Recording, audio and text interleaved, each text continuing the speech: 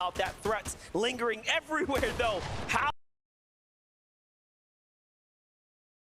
How is this still happening? There are more fights happening. It's Muzz and Paper. This time, onto the Brazilian duo. Yep.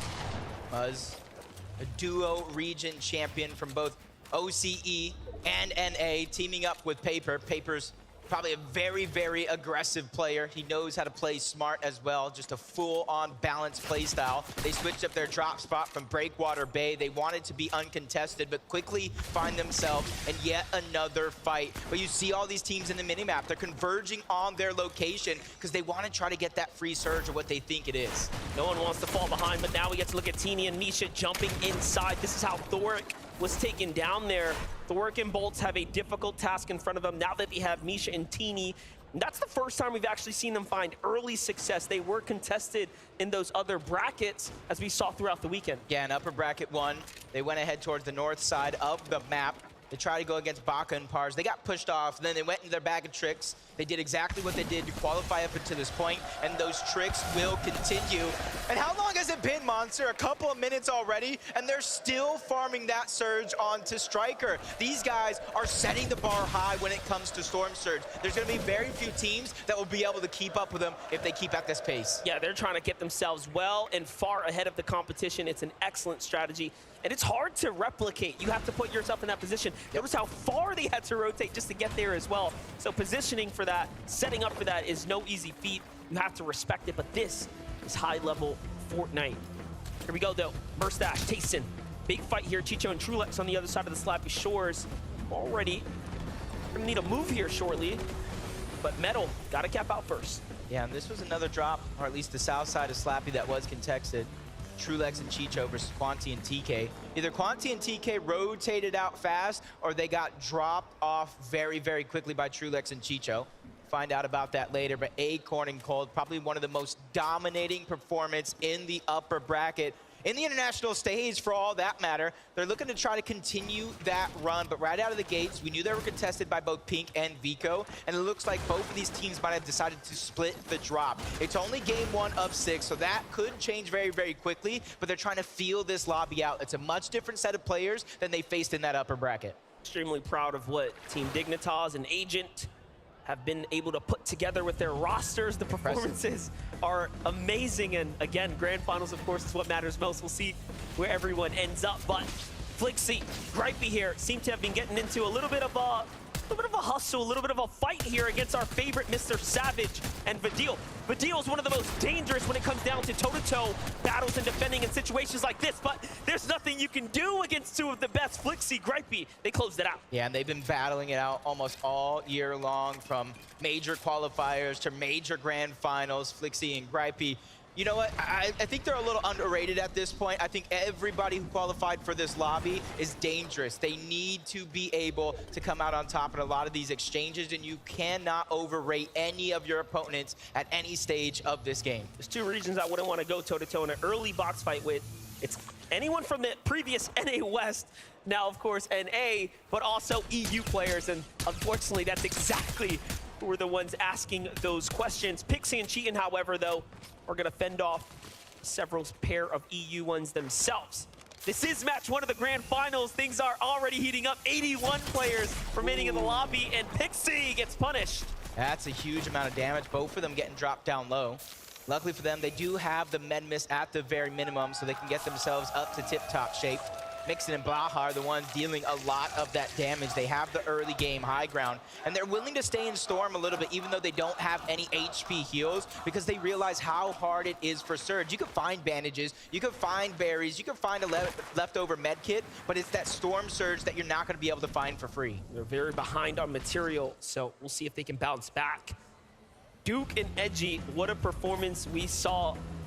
Arguably stealing away a moment of the weekend.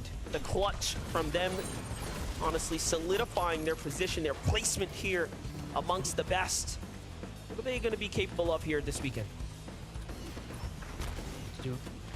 That clutch was just absolutely insane, and how hyped, how supportive Edgy was as well. Just shows the chemistry between these two and why they are an NA FNCS champion, why they are playing in a lobby just like this. A lot of the players here know how to win in their region. It's the international stage that takes just a little bit more effort.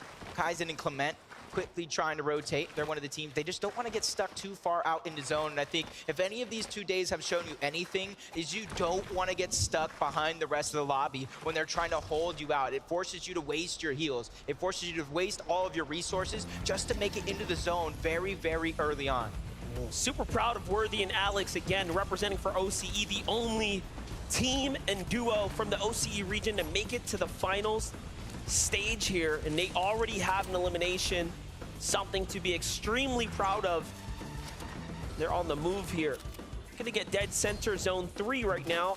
They've scored 30+ points in every match coming out of day 1, and day 1, by the way, was the most difficult of the 2 brackets. Yeah, and kind of shows how impressive it is, because Kanata and Agers did the same thing. They got second, and I believe Alex and Worthy were somewhere like 6, at least into the top 7.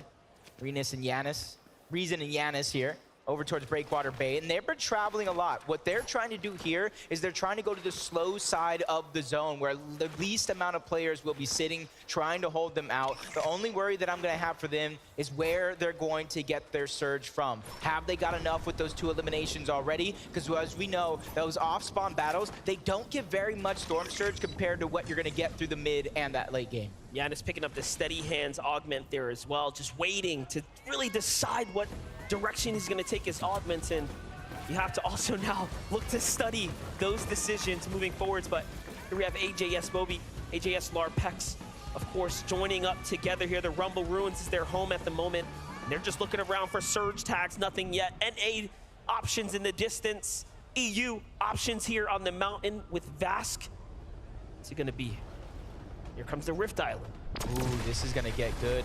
In day 1, we didn't see too many teams try to contest it. In day 2, it was like a house party on top of Rift Island. Everybody wanted to join, and it does look like Hen and Vasquez might be the first ones to try to contend it. They did get it in game 1 of the lower bracket, and that was a huge part of their success very, very early on. They were able to keep up the pace and eventually qualify for our grand finals here today, and they're looking to try to mimic that. And you see there's not very many other players that are going up towards Rift Island, so that might be a free 15 points and very, very valuable slurp juices. Exactly. For those of you in attendance here, for those of you looking back at this island is worth 15 points if you can secure the objective. It is going to draw in the lot of the players. If you can get 15 points, that is the equivalent of 3 or 4 eliminations worth of points there. So it really can set you very far ahead. This becomes a very interesting time to play the game now for Miro and Cooper, because they have decided they want to fight for it, and they are a very dangerous team when it comes down to them making a decision and sticking to it. They'll commit. Yep, does look like, though, Vasquez and Hen were able to capture it. They were there first. If there's 2 people going ahead and capturing it, it goes much faster than if it's just a solo. So Cooper and Miro, they're ready for that extra prize, the alternative, the height, the elevation. That way they can get Surge. But Peppo, Clip, and Zaku in another fight against Rue and Mshari over on the other side, just battling for those pieces. Mshari just sitting high up on that mountain. He's not really worried about his teammate. He trusts him to play safe, and that's a massive amount of trust in a lobby just like this. I can't believe it. I can't believe he didn't go down there to try to support. He says, hey man, you have this. Defense comes out of Rue, plays very well, and now they're above this Surge as Mshari is finding tags here in the process too. Meanwhile, Zagu Peppo, 475 damage above the Surge. They are in an excellent position right now. They shouldn't have to move any much further. Yep, in the feed though, I did see Kanata go down. I saw Mishi go down. Ooh, here. Yeah. And that's the battle that they were having. You see Agers is solo against Teeny over on the other side. Steno and Lushi might possibly be looking to take advantage of this opportunity, but that's Acorn and Cole down their sights. They know 23 above the damage threshold. It's enough to not have to worry about Storm Surge actually doing damage, but it's not enough for comfortability. So they're on the hunt for even more, but they're just on the receiving end of so many other players trying to put their hand in the cookie jar. One of those duos is Acorn and Cold. Agers here, of course, trying to extract revenge now as Kanata was taken out. He still finds himself very comfortably in the safe zone here, so he'll be all right. Even has some extra heals, of course, remaining. It's going to be pretty tough to play this one out. Yes, they have 2 elims. We have to see how Teeny turn that fight around. You have to wonder what went wrong. Kanata caught out, looking for tags and low on HP. Teeny and Misha waste no time finding that one. Immediately, and they are well above the damage threshold as well, giving themselves a good and early start. But Queasy and Veno, they know how to play almost every facet of the game, early, mid, and late. They made some quick rotations over towards Kenjutsu Crossing, and they're probably one of the most deep teams that land on that side of the map. They're over towards Shattered Slabs now, 193 above the damage threshold, and you can see that they're not necessarily going over towards Rift Island because they know in these next couple of zones, it's going to pull away from Rift Island. So they don't want to get too close, then have to rotate far if it does pull max. You know what? We haven't seen a zone like this. Hard west, full west, right? Really giving teams on this side an opportunity to have the advantage and start off strong. Momentum is everything. And sometimes all it takes is securing that first game. Teeny goes for the save in the zone here, so Misha will potentially be picked up. Possibly will be able to situate and get back into this, but I'm not crossing my fingers here. It's a very difficult thing to bounce back when you start off with nothing. Yeah, and they're just outside of that Rift Island position where the majority of the lobby already is. So they're just going to have to figure out what they're going to do to rotate, because going straight in is going to cause for some dangerous situations for them to try to survive. So they need to be looking for some heals, so that way they can go the long way around, find some safety, and just simply get into the zone. But Pink and Vico here, you can see the split. We talked about a contested drop, but they actually choose to go their separate ways. They're 225 above the damage threshold, and they're looking safe for now. They're trying to figure out what their rotation is going to be. It is a pretty far rotation, but not too far from some of the other players here in this lobby. The first knock is going to get cleaned up. Steno's there by himself. But you can see they're not getting greedy. They're not just trying to bulldoze for it and try to grab that loot. They're just saying, hey, let's just grab the surge. That is going to be enough, but they get aggressed on momentarily. That was bold to try to make magic. That is going to be enough, but the magic happened. And it just backfired completely as another team also started to look inwards, and they pick up a set of eliminations there. What a huge point swing for Pink and Vico there. Meanwhile, in the feed, Peterbot down, Booga down, Trulex. So many exchanges here to catch up on. And the landscape is changing right before our eyes. Even Pink in the feed getting Steno as well. Him and Lucy look like they probably went down. That was 3 straight eliminations on that side of the map. Yeah. Threats being a solo, though. I'm not really worried about Threats being a solo because he clutched up big for their qualification spot. He got a 2nd place. They had 9 eliminations as a duo. But now he has to do it with a surge just hovering over his shoulders. A lot of players on the move right now. If you look at that right map, all of those arrows flying. Our teams trying to navigate their way to the new zone. You do have to be very cautious. Take a look, though. Rise tries to go in with a hero's play here. Finds Cold, but Acorn is there to back him up. But Rise slips out of there without getting taken down. So he finds Cold and gets right on out. I feel like that was perfect timing with Acorn. Wow. Trying to plan an escape. And they just bulldozed their way right in. You can see why. Barely being 118 above the damage threshold. At that stage of the game, they were probably below. So they needed to go ahead and pad that stat. Now they have Cammy and Seti in their lines of sights. But they don't have to move far. They got the half and half zone. So for them, it's just a sit and wait scenario that allows them to be consistent. But there's so many superstars around him. I already mentioned Cammy and Seti. Queasy and Vino are to their right. So this is a dangerous area of the map to be in. But I think it's a little bit more safer than all those players just to the north outside of zone. Yeah, looking pretty dicey right now for sure. But if you're a Yam Zone Rise, you're pretty happy that there's not that much going on around you. They can kind of determine who they're going to battle next. Alex and Worthy also comfortably positioned at the safe zone here. Let's jump on over to Seti and Cammy. 2 eliminations so far from the start. Nothing else since then, but we haven't saw problems this time around with the surge, so they are in a very, very sweet spot here right now. Also, just nestled so nicely here. And look, they can look down on players trying to come out the low ground. Yeah, so many big names are already out of this lobby, and we haven't even been given placement points just yet, so there's still so much work to do. You can't get behind that curve. As Cammy and Seti feeling like they're comfortable in their position for now, waiting for all those players to try to rotate in. But MK, Papa, and Shalom looking like they might get a sneak attack onto Podesai and Snazy. They just need to be patient here. They go for the 3-2-1 onto the cover. No shots actually go through to Podesai. That gives them information of where they're located at. So they're going to about face and go a little bit of a different direction now. Looks like Rapid lost his teammate, Batman Booga, as he's not nearby to the hands of Shari not too long ago. Here's Papa. Here's Shalom, though. Still looking around, playing the bush. Very nicely done. Everyone else is nestled pretty far off, so we get to jump in with Vino and Queasy, see how they are doing. A little update, a single elimination, so not really turning online too far yet. As far as the overall heal situation, I'd say they're middling in the pack. Material count-wise, is it enough for them to play for high ground? I think yes, and they're probably thinking we should go for it. Yeah, they're probably just gathering all the information around the map for now. Figure out what's the best position, who's already on height, how do we chop them down and make it our own. We've seen that happen to start our tournament on Friday. They grabbed high ground, they looked down and never looked back as they took the game. They actually qualified off that game, 93 points when 91 was the threshold. They kept playing out because it's all about bragging rights, proving that they are the best, just like Iamzo and Rise. And they quickly move to the front side of the zone, so that way when it does begin to move, they secure their spot and they look back and try to hold anybody out and get eliminations. Well, they're here early, and now they can start to determine what they're going to do. Everyone's on the move here once again. Rocket Rams coming into full effect. Meanwhile, on high ground, Cammy, Seti trying to be the first to set up. The base is wide, the base is strong, and they get the first dibs already. There are other teams cranking up, though. They don't want to just give them all this elevation for free. And the fact that they're committing with Meadow does mean they will have a problem. Meanwhile, Acorn does fall, so Acorn and Cold now taken out of this game.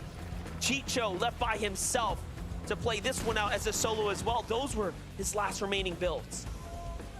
He's trying to do it by himself. He's trying to play patiently, waiting for anybody to run past him, not knowing that he's there. Try to hit a little bit of a peekaboo. And that's going to be a massive refresh because not only is it hoping it gets the Siphon mats, it gets the Siphon itself to get his heals up. And that's going to be big. Duke by himself, though, on the other side, which honestly, I don't have too much of a worry. We saw a 1v2 clutch from Duke yesterday. We know anything is possible here this weekend. And now placement points are finally beginning to set in. It is very few for now, but there's still more to come if you can survive. That was an excellent time to update the standings, updating in real time right now. So from here on out, as teams fall, placement points will be rewarded. It is really about surviving this gauntlet of action to come right now. The Surge is equally active. Worthy's gonna find the solo Shari. Big pickup for him.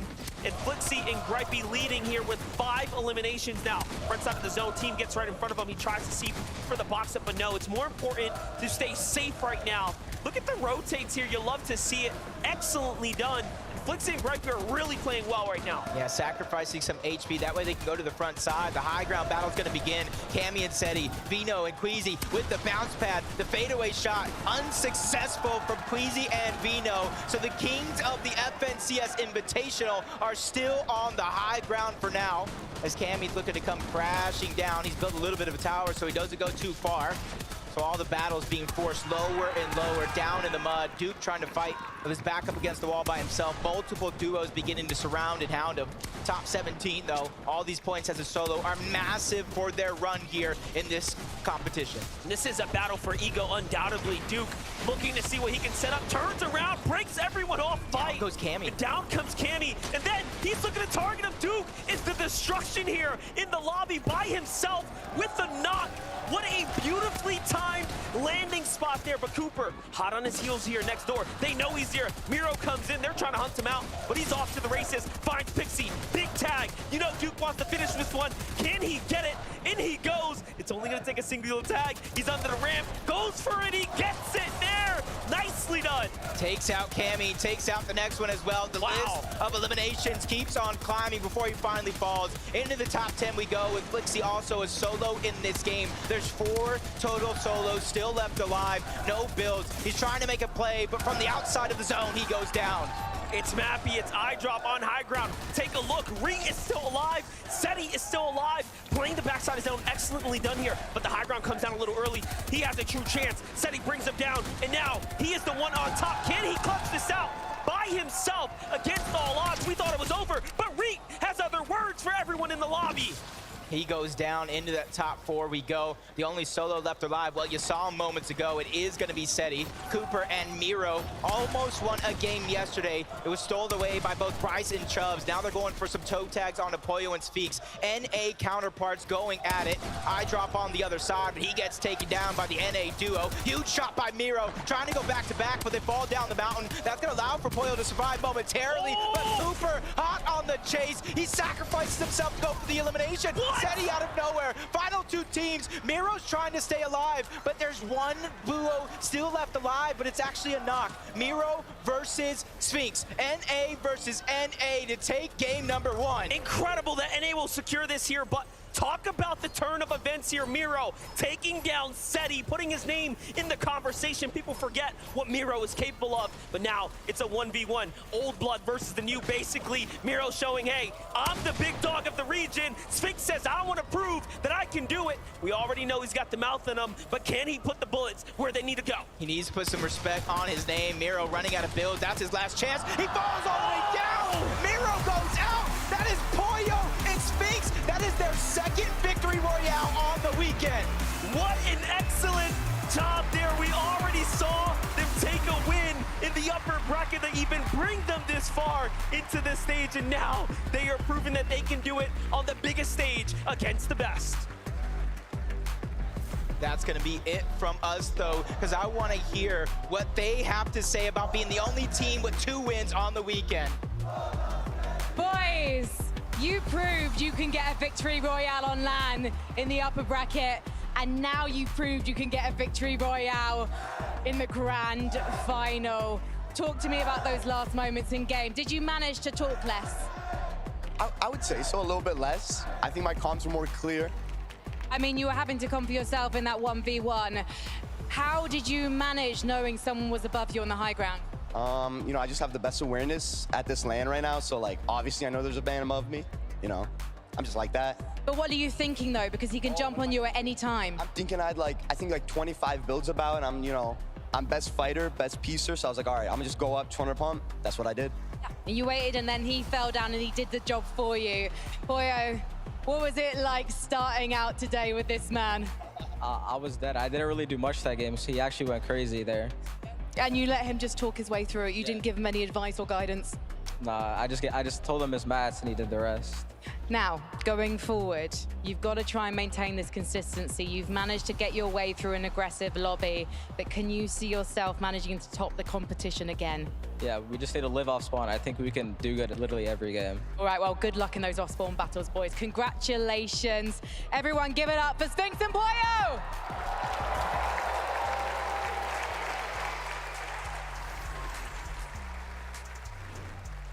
Pollo and Sphinx looking to set the tone on the day. If there's anything I learned from game number 1, these next couple games are going to be chaos. I mean, that game was pretty much everything that we wanted, right? We saw the matchups happen towards that end game that we really wanted to see, but it was the clutches, right? We always talk about being on the global stage. It requires you to go ahead and clutch up when it requires, and honestly, Sphinx right here, this shot on the Cooper, this was the one that sealed the deal. Yeah, that changed the tempo of the end game completely. From that moment onwards, it's like he said, he's just like that, you know? He's gonna go through and win the whole thing. And I mean, it wasn't an easy finish, right? They were going back and forth a bit. It was only the materials that was able to let Miro down, and Sphinx was just had a bit more left in the tank. Even though, actually, you can see he had none. He just was playing around with the stairs, and it wins him the game as well. Of course, again, a team that has already shown they can win on this stage, and they do it once again. Just being able to stay calm, cool, and collect in that situation. Many duos would look at their material count, what they have in the tank, and just go, this is it. Let's start Hail Marrying. I don't know anymore. But Sphinx just said, no. I've been in grands before. I've been in these types of situations. Take a step back. We know they're up top. Let's break those builds. Let's bring them down. And unfortunately, Cooper and Miro did fall, but still a second place for them. I mean, starting the day with 84 points, that's pretty good. That's not bad at all. But look, Pollo and Sphinx up above 89. I know their parents are out here to support them as well. When I actually flew into Copenhagen for this event, I was in the airport with Pollo's dad, and he was like, good luck to everyone, but my son's gonna win. I want my son to win, a supportive parent, as you always love to see. And right now, I'm sure he will be beaming from ear to ear to see his son sitting in first place. Absolutely incredible game number 1. But listen, we got to talk about some of those higher profile duos. Of course, Cammy and Seti coming in 3rd place the all spawn wasn't what we expected. I mean, it wasn't, right? But they did so well, right? We tuned into them, we see them with 2 limbs, and I think everybody sort of knew what that meant. We weren't expecting Daedus and Stain to contest them. They had said they were going to land somewhere else a bit, right? But clearly a misdirect to try and fake them out. But Cammy and Seti were prepared. And in that endgame, Seti survived as a solo for so long. Which is very uncharacteristic for this duo. Actually, usually most of their points, a high percentage of them actually come from when they are a duo alive, right? Usually their points fall off whenever there's a solo clutch opportunity, but Seti's showing up. Yeah, you don't associate either of them, as great of players they are, you don't associate either of them with mega solo clutches, right? You look at some of the other elite EU names, a lot of them, you think of them and you think solo clutches. Thomas Malabuka, right? You know, Venno, even Queasy, you know, these guys you expect to solo clutch. Cammy and Seti showing us right now, yeah, if one of them's a solo in these games, they will step up. And I think for them, like obviously Seti's a little disappointed there. He wanted to take it farther. But ending as a solo in this situation, on this stage, and ending 3rd place, my bad, Seti. I mean, I know you're king of consistency and stuff, so if you just do that a couple more times, I mean, we are in for the running. Queasy and Venno as well performing. I thought it was interesting. Like, I love seeing how all of these players in the lobby kind of act. We saw there in the mid game, Seti, Cammy on the high ground, Queasy, Venno on the front side of zone. So all these duos are just looking for those windows, right? Yeah, for sure. And in this end game, with all these duos here, I do want to give a big shout out to Dukes, man, because that brother was going ballistic, right? He wanted to put an end to everybody's game that he could as a solo as well, right? So a bunch of really sick solo clutches. Oh, that's painful. I didn't realize that's how Queasy went down there. The 4 damage getting everybody so far in game 1. Yeah, 100%. Listen, that was pretty much the head-to-head battle that we wanted to see on the higher ground. Honestly, though, Cammy and Seti picked up more points for that. But Zeke, I was really impressed with Cooper and Mira. I feel like some of those IGL late-game calls were really good. Yeah, super crispy stuff. And I mean, when you think about their performance just this weekend alone, I mean, this is starting to look real good, right? I still think there is quite a bit of first game jitters, right? Even coming from upper and lower bracket. The stakes were maybe a little bit different. Right now, you're saying, okay, we have 6 games to show up. The stadium is packed. Every single elimination that happens on that feed, the crowd is going crazy. That seems to be playing a bit of a factor right now. And so I feel like the players that can kind of hold on will kind of make it farther. Yeah, I mean, listen, it's all about, you know, soaking it all in. You really got to use the crowd to your advantage, right? Kind of play off of that, but then in those key moments, you really got to be good at blocking them out as well. I mean, one person that got to hear the crowd more than anybody else throughout that game would have been Thomas HD and Malabuka, right? You know, they went down Osborne. That was the first fight we saw, right? Up against Canada and Aegis, they went down not the way you want to start the competition, right? You want to get into the swing of things, especially with all the cheers Thomas and them were getting coming into things. Again, when you go back into that Osborne fight the next time round, how do you now come into it mentally? You don't want to have to sit there and watch the whole game all over again. Yeah, I wanted to highlight very quickly just a couple of these strategies where we've been talking about these secret pocket strats. Portisai, Snazy coming out with the, let's go ahead and take the kinetic rock all the way across the map. Let's take this body. Let's get Surge. Absolutely crazy. I do want to talk more about this, but I'm getting word. We are ready to get back into the action. We have game number 2 upon us. So casters, on over to you. Games, games, games. That's all we want this weekend is more games. And that first one, Monster, that was so exciting to really start off the day. It was perfect. EU versus NA, and the big names really showing up. We saw the rivalry for high ground, so already the early story starting to begin. But most importantly, 14 elims off the early game. Let's see it here for game number 2.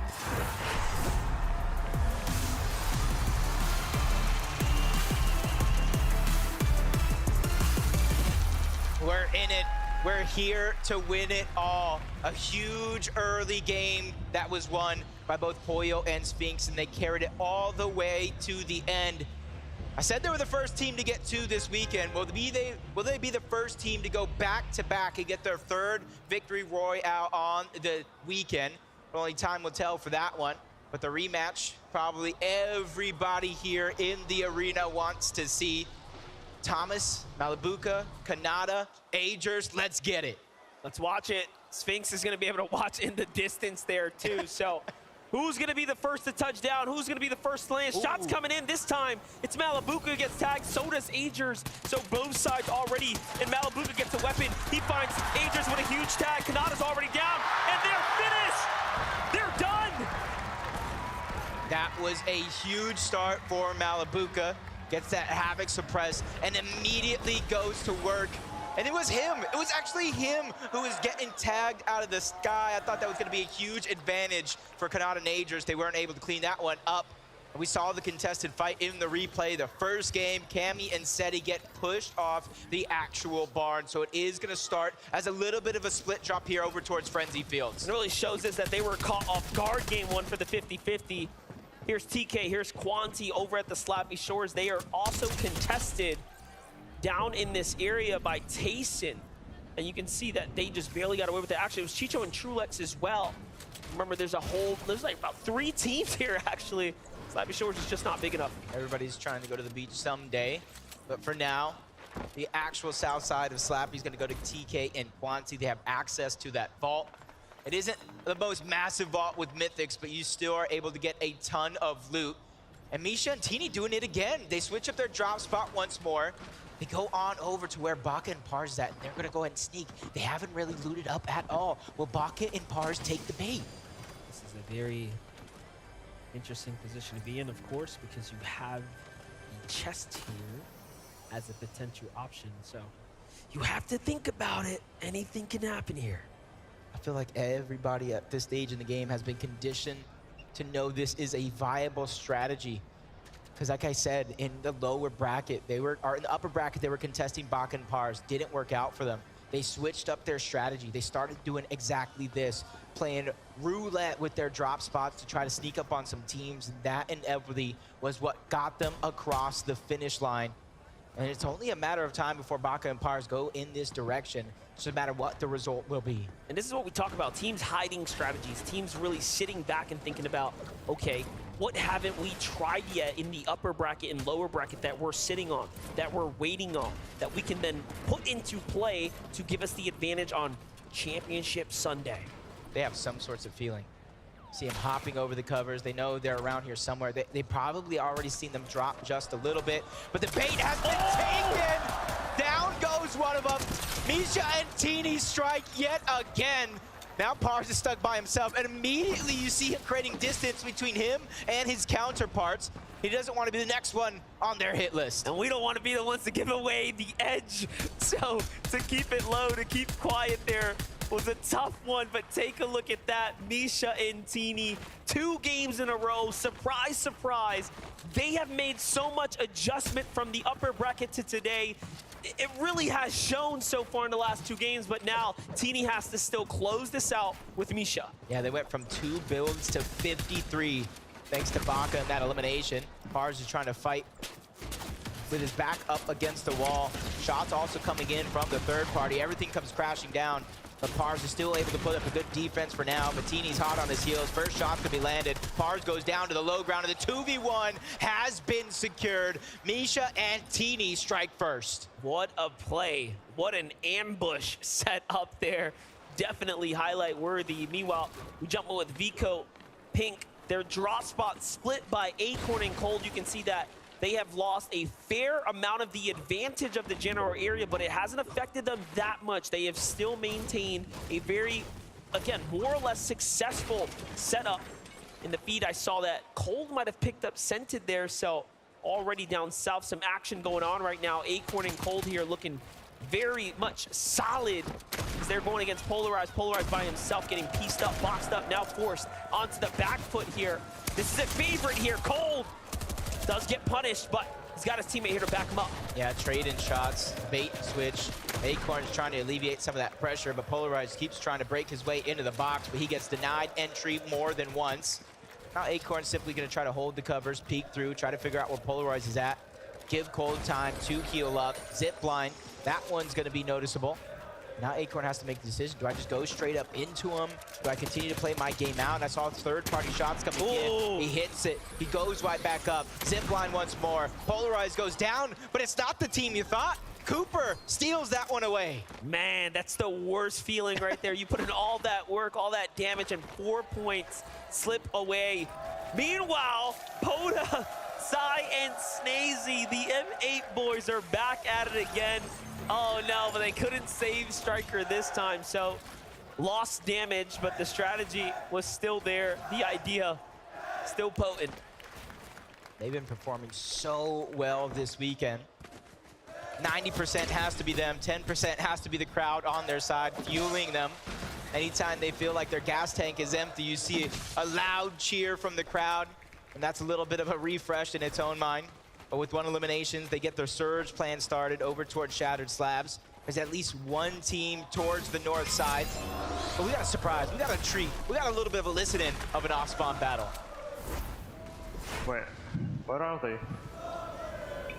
Hey, take guns on left, take guns on left. Yeah, I got these guns. 6 white, 9 white, that one. 6 white. Yeah. Good job, mate. Good job, good job. Big set of eliminations right there. You can hear the comms clear and concise. But for a second there, they didn't know where they actually were. Yeah. That's how tough a 50-50 can actually be. Slight, bus route deviation all of a sudden, you're coming in from different angles. Yeah, that's one thing is you can have the best drop, but when everyone's going for the same weapon. Malibuca's the one who won out, which forced Kanata and Aegis elsewhere, but our game 1 victors, Pollo and Sphinx, who probably got a front row seat for that battle. You saw them flying through the sky when that contestation was happening. They looted up, and I gotta say their loot is looking pretty impressive. 8 slap splashes, 3 big pots, and that's just on Pollo alone. They got a free rotation to where they want to go. You can see some shots coming in, a little bit of a warning shot at that. Cammy and Seti contested over towards Frenzy. They won it in game 1. They choose to split it in this next game. And they're going all the way over towards the western side as somebody gets beamed from afar. That's just helping their surge plan all together. But they're just trying to rotate to where they think it's going to go, to where the least amount of teams will try to huddle up. Meanwhile, Noxie in a fight right now. Chris severely damaged in this battle here, but does manage to find stable ground here. This is going to be a tough one to close out if they allow Asa to bounce back. It does seem like he's got a chance to do so. Even though he is by himself, we've seen so many teams and players make magic happen. Noxie and Chris, they see him kind of run away. They got to question themselves, is it worth going ahead and pushing forward? You continue the game plan, which you set out up into this point. The zone for now has pulled over towards the western side with a little bit of a north lean. And that's why you see a lot of these teams hovering over towards Shattered Slabs or in this vicinity altogether. And you can see, this is actually pretty unique. You see Kit's Boombo in his inventory. That's something I don't see very many people pick up, but if you have the accuracy, you can do a ton of damage on players nearby. Definitely one of those things. The option has always been there. Yeah. But yeah, you don't see it come into play. A lot of variety already starting to turn online. We'll see what he's capable of with that. YAMZO and Rise, pretty strong game 1. Had some late game appearances there. Another western pull here. This time we're going a little bit more north, up towards the Eclipse State. We'll see how this influences the majority of the lobby, but North teams are pretty happy right now. And this is why you saw early in the game, Cammy and Seti rotating in that direction. They had a feeling it was going to go on that side as YAMZO and Rise just sitting on top of their normal spots with the castle and the gas station, trying to pad up on Surge. And there's going to be a lot of opportunities from teams trying to rotate from the eastern portion of the map as the zone continues to pull on over towards the west. Cooper, they got that early game surge, but it isn't going to be much because they did take away that elimination from Acorn and Cold, who did the brunt of that damage. So for now, it's just about farming up. Miro's the one that's in charge of trying to get those tags on top of that building. So impressive. As we jump in with Vanyak and Karmi here. Lucy and Seno listening nearby, holding those edits, trying to see if there's a chance to pounce in crash pads. But all in all, this is a pretty tough spot to be in. It's gonna be difficult to turn this, situation around. It seems like there's been a drawn-out battle, and Lucy and Seno have been on the losing side. See that already 7 teams down and out. It's not as active as it was in that last game up until this point, but it's definitely very, very close. You see the augments all out, Fast Fisher, Glider redeploy, Keymaster, if they're able to come around to it, and then that first shotgun. It's going to be huge for a lot of these teams that are able to use that Fast Fisher, because we're going over to some of the water spots on our way over, which instantly fishes. Whether you get a flopper to kind of stagger yourself in the zone, or a slurp fish, or any of the shield fishes to go ahead. You see Booga has one as well. That's instant shields. It's 10 less than a big pot, but it's faster than a big pot altogether. Definitely important to have those quick heals. Threats on the move right now. They're not happy with being on the outskirts of the zone here. They want to get a little bit more center before other teams start moving in and decide to do so. In the meanwhile, though, they also have to bounce back with some material here. There's a metal reservoir down low, but it's Boyo and Sphinx potentially holding that one out. Meanwhile, Mr. Savage looking to find his footing here. Last game was a tough one. He gets the siphon for Vidil and keeps him in the game. That's Trulex. And now Chicho is hurt. In he goes. Still on the hunt. Nicely done. And Savage and Vidil clap back for the first time today. They have some wind in their sails. And this is big because we already seen at least one of the teams in our top 5 go down. That's iDrop and Mappy. And as long as a couple more of those teams at the top of the leaderboard go down, that opens the game up wide open for any of these teams to overtake that spot, since it is very, very early on. Mr. Savage and Vidil showing what they can do out of Naughty Nets, which a lot of people don't necessarily like that spot, but that just goes to show how good they actually are. Not only are they on the low ground, they have to cross a river. There's a couple teams they have to get through, so they're doing everything right up until this point. Already we've seen our first team inside the top 10 fall, which was Janice and Reason there. Getting caught on this rotate here, seeming like the west pole wasn't good enough for him.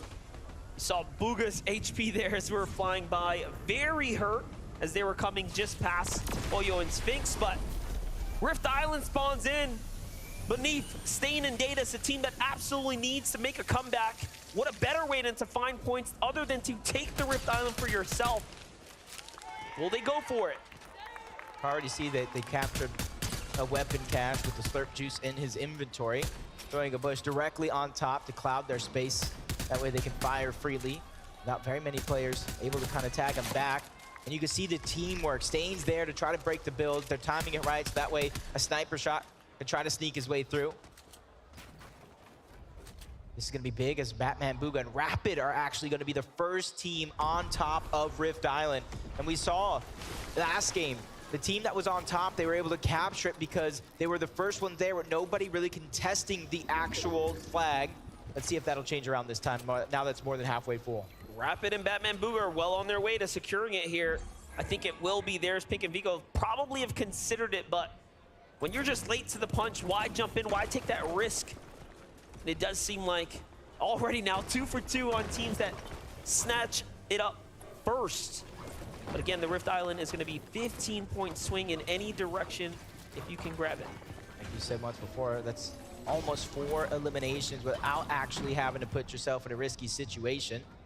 And what these other teams are doing, even though they're not trying to contest it, one, probably going for scraps as soon as Batman, Booga, and Rapid leave that location. But most importantly, with that added elevation, they're looking for Storm Surge. They can see the entirety of the lobby, and those teams that have to rotate from the south, from the east, that is who they're looking at most of all to try to get the Storm Surge that they need. You can see they have 224. And they're even looking at some of the other teams that are on top of Rift Island as well. This should very much put Rapid and Batman Booga in the conversation, though. Yeah.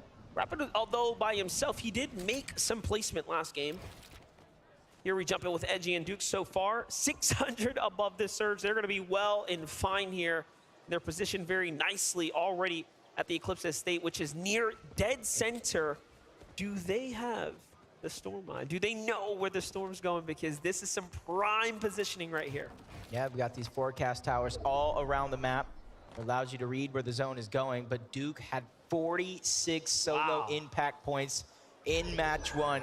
He was just gobbling up those placement points, and you saw him in those type spots getting eliminations as well, especially when he needed it most for both the Siphon and the mats.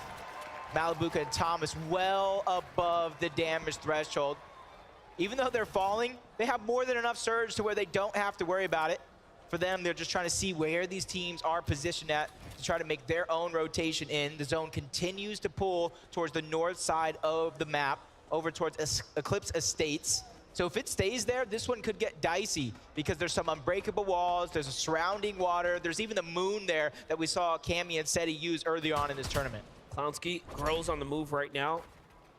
Already setting up are a nice position here, looking out for fights, looking out to see if they can find tags. This is going to be a team that, if they don't get active, will surely have something to worry about, but they find Mustache there. Great tags here for Strauss, Grolls, and Clownski, and already now they have a chance to go ahead and alleviate some room near them, get back into this game. But no, Grolls, you saw yourself for a moment. The punishment comes in. It's Pixie off to the right there, who has made it further this game than the last. Meanwhile, Yamzo and Rise potentially taking a fight, but no, they are out. Bugha has not been able to secure the health that he lost from getting this far. Oof. Wow. Down goes Bugha. Shows exactly what you're talking about. Without that heals, he's not able to get the HP up, what makes him an easy target through the sky. Now he's a focus that they know the knock's there. This is 4 points that the team is going after. And then if they're daring enough to move over, that's loot as well. And you can see Bugha handing over some of his resources while he's down, just trying to pad Threads' material count, making sure that he's able to save him. But look who's knocking on that front door. Trick or treat. In comes Acorn and Cold, and no tricks up their sleeves. All treats as they get those eliminations. Yeah, they knew they had the knock. They had to finish it right there. They were in the perfect position, and with the zone going south, hey, we got to go this way anyways.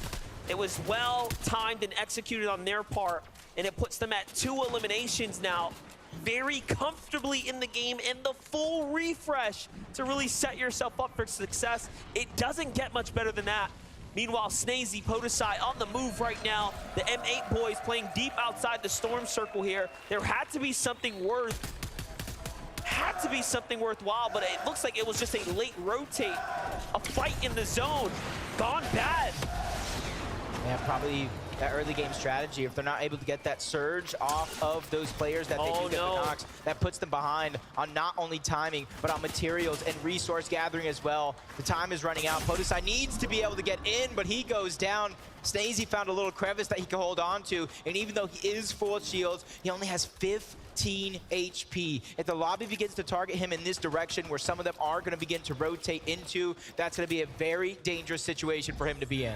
What's crazy is Mshari had no shield, so talk about a opportunity revealed to him, and he finds shield just off the elimination. Look, he also did not have any heals.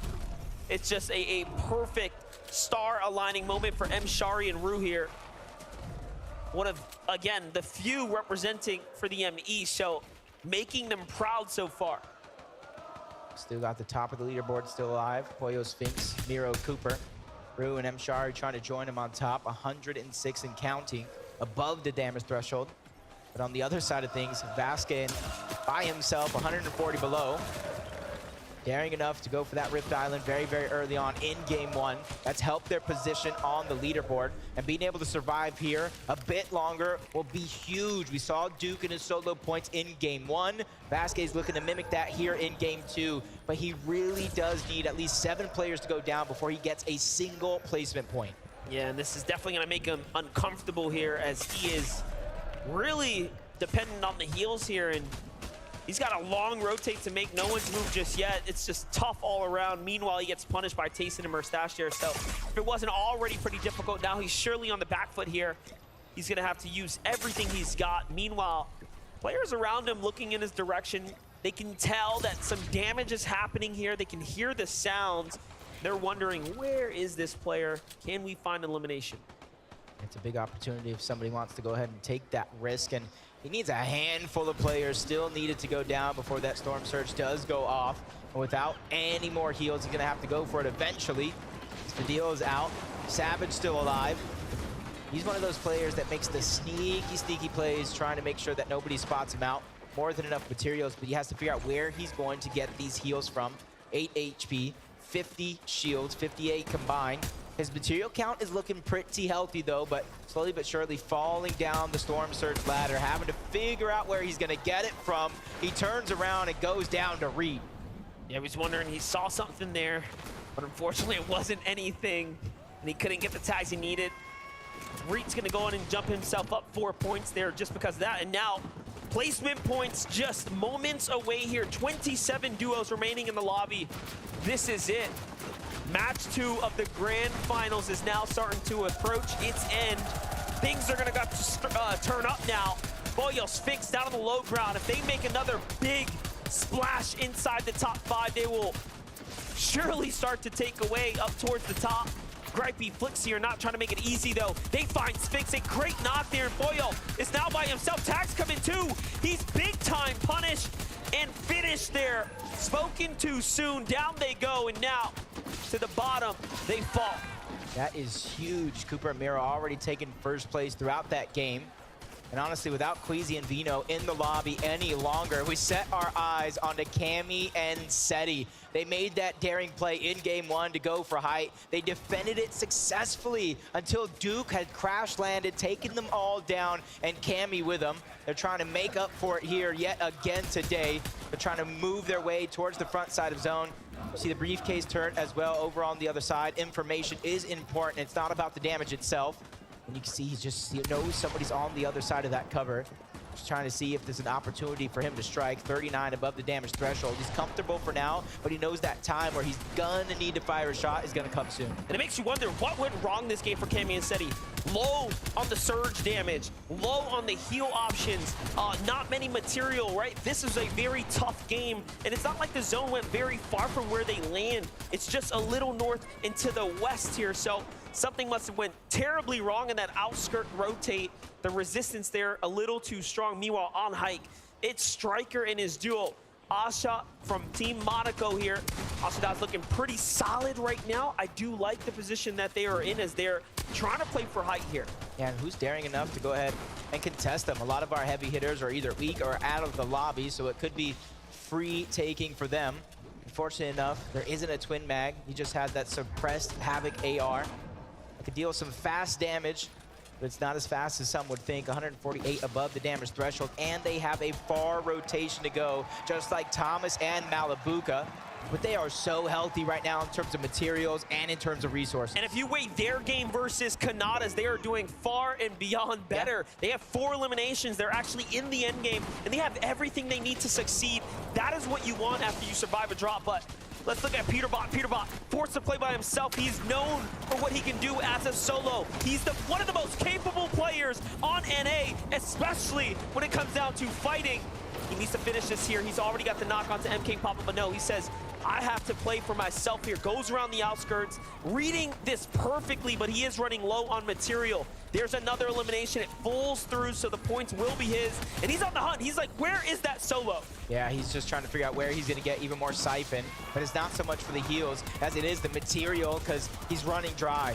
Cammy, Seti, they don't got the high ground yet, but they're going around the outskirts trying to bypass a lot of the teams, recycle some of those builds. And if you look at them, they're going towards the front side of the zone with Thomas down. That leaves the pressure of Malabuka, of the entire duo, on his shoulders. But he's another one of those mechanically skilled players that sometimes when you lose your duo, that gives you freedom to go ahead and move around, make moves you wouldn't normally make if your duo was still alive. Regarded as one of EU's greatest. On high ground though, it's Axe Force. On low ground, it's Malabuka. It's Peterbot on the mid. Peterbot still up, looking for the fight, jumped into a box. He's playing spoiler. Was that Cammy there he takes out? Potentially in the exchange, in the full finish too. Peterbot has shut down Cammy's dream and hopes of making it far, but Seti is still up. Once again to left to clutch. Malabuka turns things around here, goes for height, even though he's by himself. What is happening right now? We saw Axe Force by himself on height. Malabuka's taking a page out of that playbook, but he instantly drops down low into the mud, trying to go ahead and survive as a solo, and he gets to the front side of zone yet again. Now this is his chance to look back, but a whole different page. Also a solo, but less heals, less material to work with. Peterbot is continuously on the hunt and finds a monster of a shot onto Acorn. Even though he's not going to get the spoils of all that he's done, at least there's another heavy hitter out. But Cold wasn't happy with that. He tries to hunt him down. Peterbot is on a slither of HP, barely anything. The siphon finally comes through, and now he's in a well-fighting position. Meanwhile, Malabuka still doing it. This is the game of solos right now, and there is just a single duo duo in here, potentially. It is Cooper and of course Miro there on the front, but Malibuka's got work cut out for him. 3 solos left in the game. One of them is going to be Malibuka, continuously dropping down low. He's letting all those players above him fight it out for him to try to survive, but Cooper and Miro are ready to end that run. They get into the box, and they send Malibuka back down to the lobby. Cheating and Pixie have the high ground. It's a 2v2v2 now. Things will start to settle, but our solos have gone incredibly far. Miro, Cooper, try to do it again here, looking to make the redemption run. They got a hurt team in front of them. Off to the side they go. These are points that need to be earned. Cooper is earning his strike, but Miro is here to back him up. He holds it down. The Siphon comes in now. This is it. This is a 2v1 situation. Pixie and Cheatin', they're trying to go ahead and go against him. That's Chari there as well. An all-solo endgame. Cheatin' trying to join Polo and Sphinx as a team with multiple wins this weekend. Back-to-back shots. He's already been able to get one. Miro out for redemption in that last game, but he has no materials. Zone is taking him out until the final shot is in. There it goes. Pixie and Cheatin' take the game. And they do it in spectacular fashion from the high ground. Securing the dub, securing the win. What an excellent performance. An excellent performance indeed. Let's see how they're feeling. Frankie, take it away. We're seeing duos come back to prove that their victory royales were not a fluke in the past couple of days, and they're doing it again against the toughest competition. How does it feel to get yet another win? It's feeling really great, bro. We are full stacked again like yesterday, and we just played it out again. Do you think that the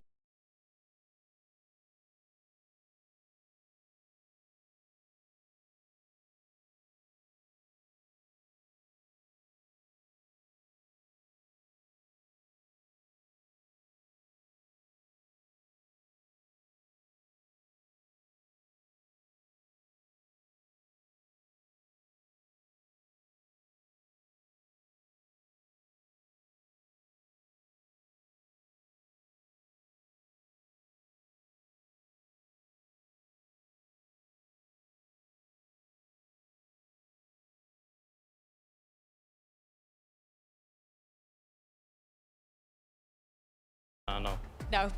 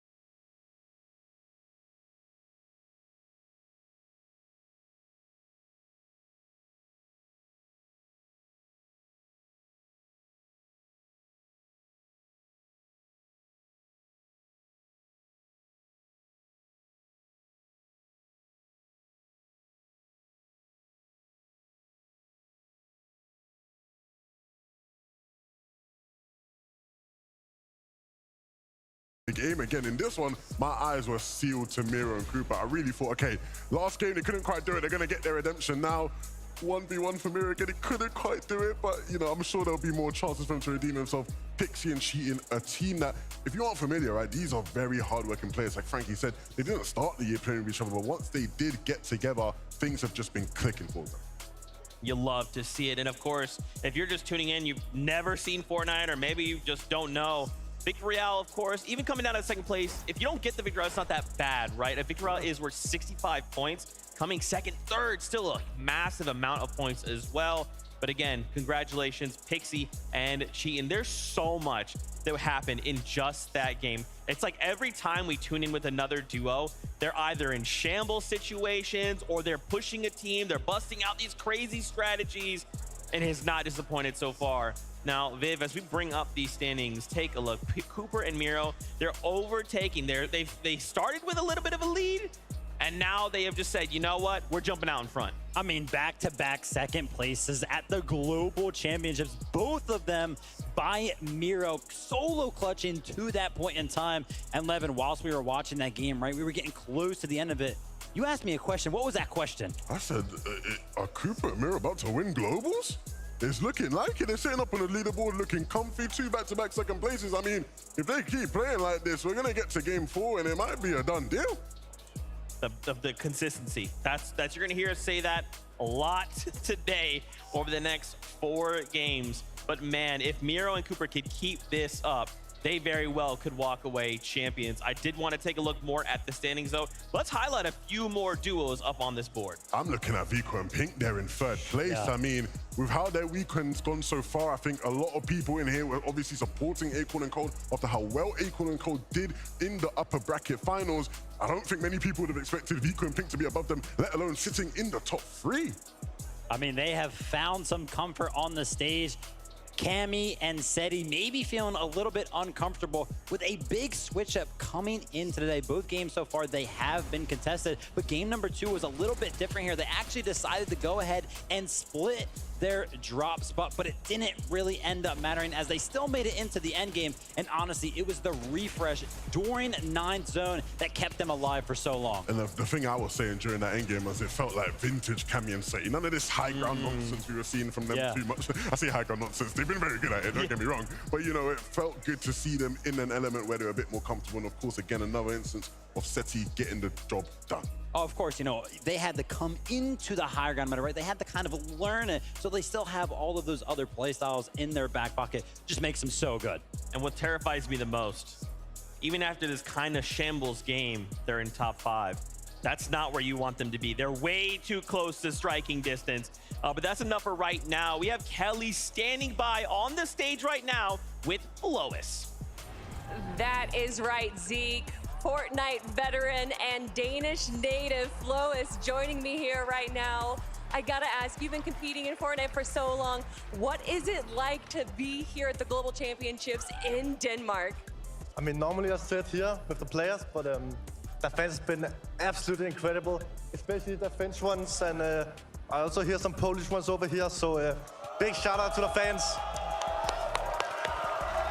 I mean, it's been an incredible weekend so far, from the fans to the players. What has been your favorite moment out of the competition? I mean, it was first day here, so I mean, the fans is probably the most important thing here, and I also like the game 1 ending with Miro almost clutching up as a solo, but yeah.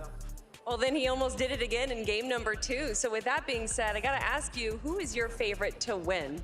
I think right now, I think Miro is gonna win, but I obviously hope for my Danish boys, Thomas HD and Steno and Lucio.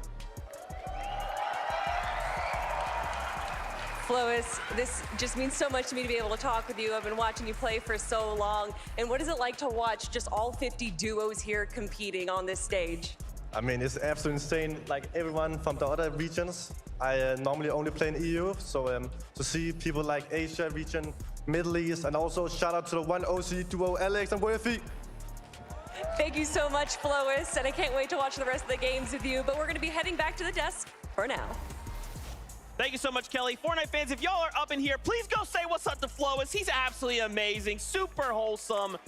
But, as much as I want to talk more about what happened in game number 2, getting word game number 3 is ready. We're getting closer and closer to the halfway mark, so don't miss out. DJ producer, 2 friends will be here for the halftime show right after this next game. So let's get on into this next one. Casters? You know what they say, time flies when you're having fun. We're already into game 3 in just a few short moments, and it's been an impressive performance so far by both Cooper and Miro. I must say, man, if Miro does it again, the strike back, the potential, the explosion that we've seen come out of him so far has been incredible. Let's do it one more time. Game 3.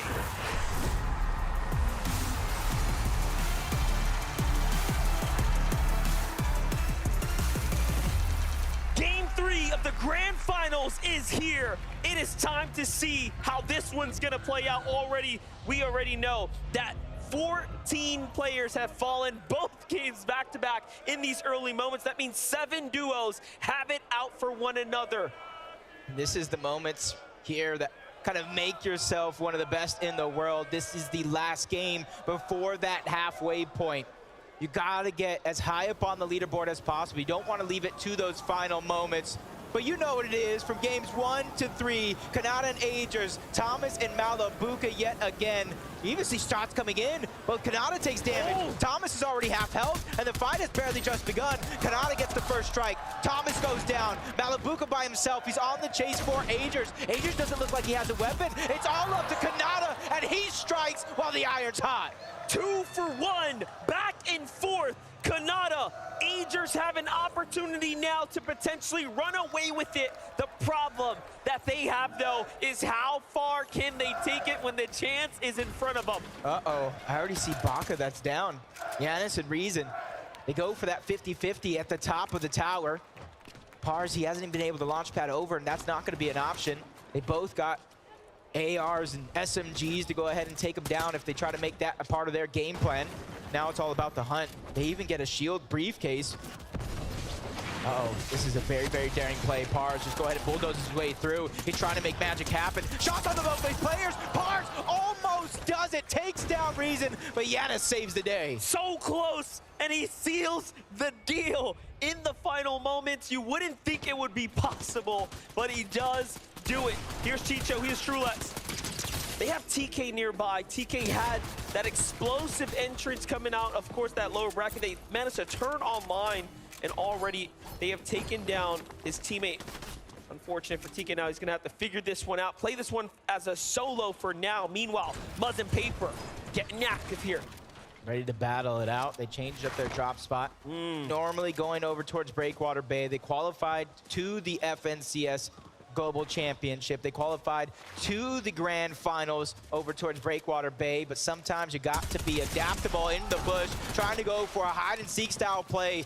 Paper getting taken down low. Muzz there with the bait and switch to try to go ahead and save the day, but they got to be careful. Nisha and Tini yet again, all around the map, all around the world. They're ready to take that top spot.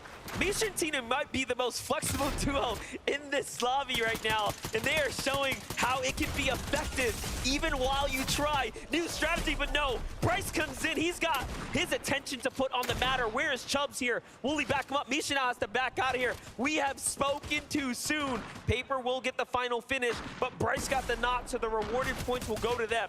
Invitations were sent out to everybody this weekend. You can join the party if you want to. If you want to take that chance, as both Paper and Muzz get taken down. They get cleaned up by Bryce and Chubbs, who already have 4 eliminations so far. Impressive way to start game 3. What a great spot to be in right now for Bryce and Chubbs. Bryce and Chubbs, the lower bracket duo that definitely performed, I would say, above average, finishing up towards that top 3 by the end of the day, putting themselves in the conversation. Upper bracket day, they were contested. They had a bit of a difficult time up in the north side, but right now could be their chance to turn things around. 4 eliminations. What a way to start the game. And you know, our first 2 games were decided by teams who already have a victory royale throughout the weekend. Bryce and Chubbs have one as well, so that trend could continue. As TK goes down to Chicho, he gets cleaned up, probably trying to go for Quanti's reboot card. So they're going to be out of this game early on. But Cooper and Miro, I like this. They go ahead and get it uncontested. They loot up. They kind of switch to figure out who's going to go for the early surge, who's going to go down into that vault and try to clean up all that loot. Jumping over to Batman Booga, Rapid. We've seen so far having to play solo a fair amount, losing Batman Booga a little earlier than we would have liked the last round or so. But this drop spot, man, Mega City, obviously highly contested, plenty of action to unfold here. And then if you just peer off to the outside, you have teams like Acorn and Cold constantly hovering around, so you never really are safe inside this big city. We jump over with Kanata. Dignit says Kanata, already starting to look up and over. Getting a little dangerous here. And you can see his streak. He's the only player in the world to go for 20 for 20, reaching a grand finals. He won his first one in the FNCS Major 3. He's looking to go back-to-back in some ways and take this global championship by storm, but this game needs to count. All right, let's just say that one more time. Kanata is the only person in the world to have made every single FNCS Grand Finals and also perform extremely well. His top 10 performances, by the way, you can hold a candle to it. It'll stand strong, but Kylie is gonna fall here to Fast Strokey. Oh, to the hands of Datus and Steen. So from the Frenzy Farms, they come south and they influence Kylie and Frostroki with the quick finish. That's huge. This team has been slowly but surely upping up their firepower game after game throughout the weekend. It's only a matter of time before they hit their final form. But Reet and Ritual, they've been out of this world so far, consistently performing at the top level. Not only online, though, they brought that skill here to the big stage. And see if they can keep it up, but they're close by, neck and neck with both Edgy and Duke. I think a lot of these teams know the risk of taking an early game fight. And so Edgy and Duke just continue on with their rotation. They're trying to not take too many risks early on. We'll save those for the late game. Now we tune in one of the most seasoned here. Tayson setting up what could be a potential ambush alongside Murstache. They have the side angles, they have the information. A 3-2-1 is all it takes, and Kaizen is caught out. And that is what a professional duo will do to you. A moment is all it takes. If it were me, if it were you, it'd take forever to line up those shots, but they make it look so easy, so quick, so deadly. It was more than just a two-player 3-2-1. Threats and Booga on the other side, who actually were the ones able to steal that one away. If I thought 2 players were hard to survive, 4 players is literally impossible. I feel bad for Kaizen, but luckily for him, his teammate is still left alive. You see him floating around in the mini-map, ready to kind of make an attempt at that reboot card.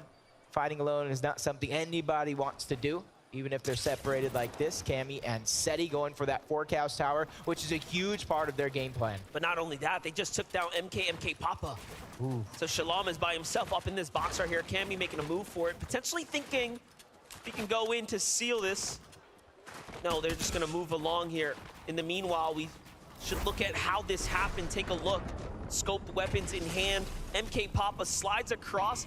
Oh, they were trying to get that forecast tower themselves. No, caught out in the open. They get burned. It's just one of those things, man.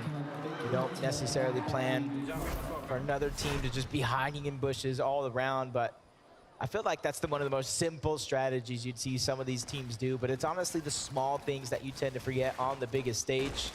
We talk about rotations. Queasy and Vino moving on over toward the west before they're going north towards Frenzy Fields to try to find their spot in towards the zone. They're easily one of the teams that can pick up multiple VRs throughout the day and kind of make up for lost time, boost up that leaderboard. But Vanyak and Carmi are going against their EU counterparts. I drop a Mappy on the other side, getting denied piece control a few times. A quick peek view opportunity coming out from iDrop. He gets denied yet again. All of that real estate going over to Vanyak. Feel a little deja vu here. Kanye down to the low ground. Vanyak cannot quite find the shot there. iDrop playing off the heels, backing up by himself. The last time we were in this situation, it was Sensit and company on the hunt. This time it is Carmi. Will they close it a little faster? I wonder. They are drawing the attention of teams nearby. Should wrap this up quickly. Back he goes. Not many other options for him left here now. That's, I feel like, what iDrop best case scenario. Let another team come in this direction. Start to fight off both Vanyak and Carmi. That way he can try to slither his way out, but no opportunities are coming. A big shot fires through, running out of resources. iDrop has to think outside of the box and get out of it as well. Multiple angles as Carmi finally goes in and finishes the job. Letting nothing go through. It's a huge way for them to kind of start their own game. Tayson and Murstache. The quick elimination there onto Waves Vidil. Unfortunately, Mr. Savage now has to back out of this drop here. Mr. Savage and Vidil have been staying late into Slappy Shores, but I don't think they expected Murstache and Tayson to still be here playing their drop. Let's take a look at that one more time. Murstache swings around the top. They're already hurt. Into the box he goes. Vidil wasn't quick enough to defend himself there, and it was a very clean pickup. Meanwhile, Pink and Vico move right past Carmi there. Vanyak. Pink and Vico inside the top 5. Chilling around 4th place at the moment. What a different story compared to the upper bracket. Also taking their learnings out of the lower bracket into today. Yep, and that's one thing I feel like for some of these players, you know, Vico probably one of the more mechanically skilled and gifted players on the EU region. Pink one of the best IGLs. Sometimes it just takes a day to warm up. You know, you got the jitters, you got the nerves, different setup, different desk heights, different chairs, and sometimes you have to go through the ringer against a team like Acorn and Cold before you go ahead and say enough is enough. You start to go ahead and play to your full potential, and that's why you see him at the top side of the leaderboards. Snazy and Podesai, they're kind of making a very, very similar rotation that they have in Games Pass, going on over towards the Creaky compound, just boxing up. They're, I wouldn't say slap dab in the center of zone, but they're as close as they can be at the current moment, using a lot of those berries and just trying to see who rotates nearby. They just don't have a good line of sight over the lobby as of now, so that's why you see them rotating to try to get a better position, because information is critical in lobbies like this. So many trees as well really hides how much danger is lurking nearby. Take a look at all the duos as we pan out here, including Cooper and Miro just nearby. Meanwhile, to the south, Cammy and Seti, of course, wrapping things up at the Frenzy Fields. Still danger nearby, though, so you always have to be careful. With that, let's get a word from Minnie. Thank you so much, Monster. Now, let's take a little look at Cammy and Seti's off-spawn situation. We know it's a little bit dicey for them at the moment, but in this particular game, they have managed to take control of that main Frenzy building. Of course, that gives them access to the north side of the map. And of course, what is there lurking at the north side of the map? It's the forecast tower. If you don't know, that gives them access to know when the next zone is going to be and where it is going to be positioned. So, of course, that's absolutely vital information for them. We can see them taking out another player here as well, and thankfully for them, they actually get access to this forecast tower. Hopefully for them, it'll be a good game like game number 1. Thank you so much for the pivotal information, Minnie. My zero build carry, I should say, when me, Vivid, and Zeke all squad up. And it's just very, very sure that we keep our eyes on both Cammy and Seti. They're one of 3 teams in this lobby that will have the awareness of where that zone's going to go thanks to that forecast tower. And if you're one of those teams that may have seen them, may know that it's a chance for Cammy and Seti, you might want to try to follow them around without getting targeted. But Rift Island, you know how competitive this has been. And now Mshari and Rue are going to be one of the first teams going up to it. And that's been the trend throughout the first games. If you make it to the island first, you more than likely capture it and get those 15 points. You really have to. See, way to turn the game around for you right here. And honestly, Mshar and Rue kind of needed this. They've been struggling here. They've had a couple moments, so this will surely put them right back up toward that top 15 bracket now. Potentially even edging their way to top 10, as this island is worth 15 points. If you can secure it in time. We jump on over to Duke, though, for a moment here. Edgy is hurt and hasn't quite recovered just yet. I wonder what's happening, as he's getting pushed by Chubbs and Bryce. A little too much happening down low. Duke comes to the rescue, though. Great tags there, and finally Edgy gets his heels off, puts him right back into the game. He was waiting for those mushrooms to pop back in there. This is what they do best. They're just slithering by for now. You know they can fight in the biggest moments of them all, but it's about using your brain, using your smarts, using a lot of the strategies that even got you to this point, and then very many more tricks up your sleeve to keep that train rolling.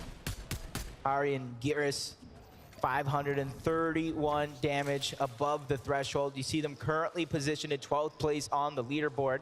And this being the last game before the half, I feel like it's pivotal for a team where they're positioned, if they want to be in the conversation and not force themselves to have massive games, to do well here in this 3rd game. Looking at that top 10. Now into the top 15. Look at how close it is. Points barely separating one another. Mr. Savage finds himself in a little fight. Some action here. Fnajian, what an incredible shot. How do you hit that before he even can realize?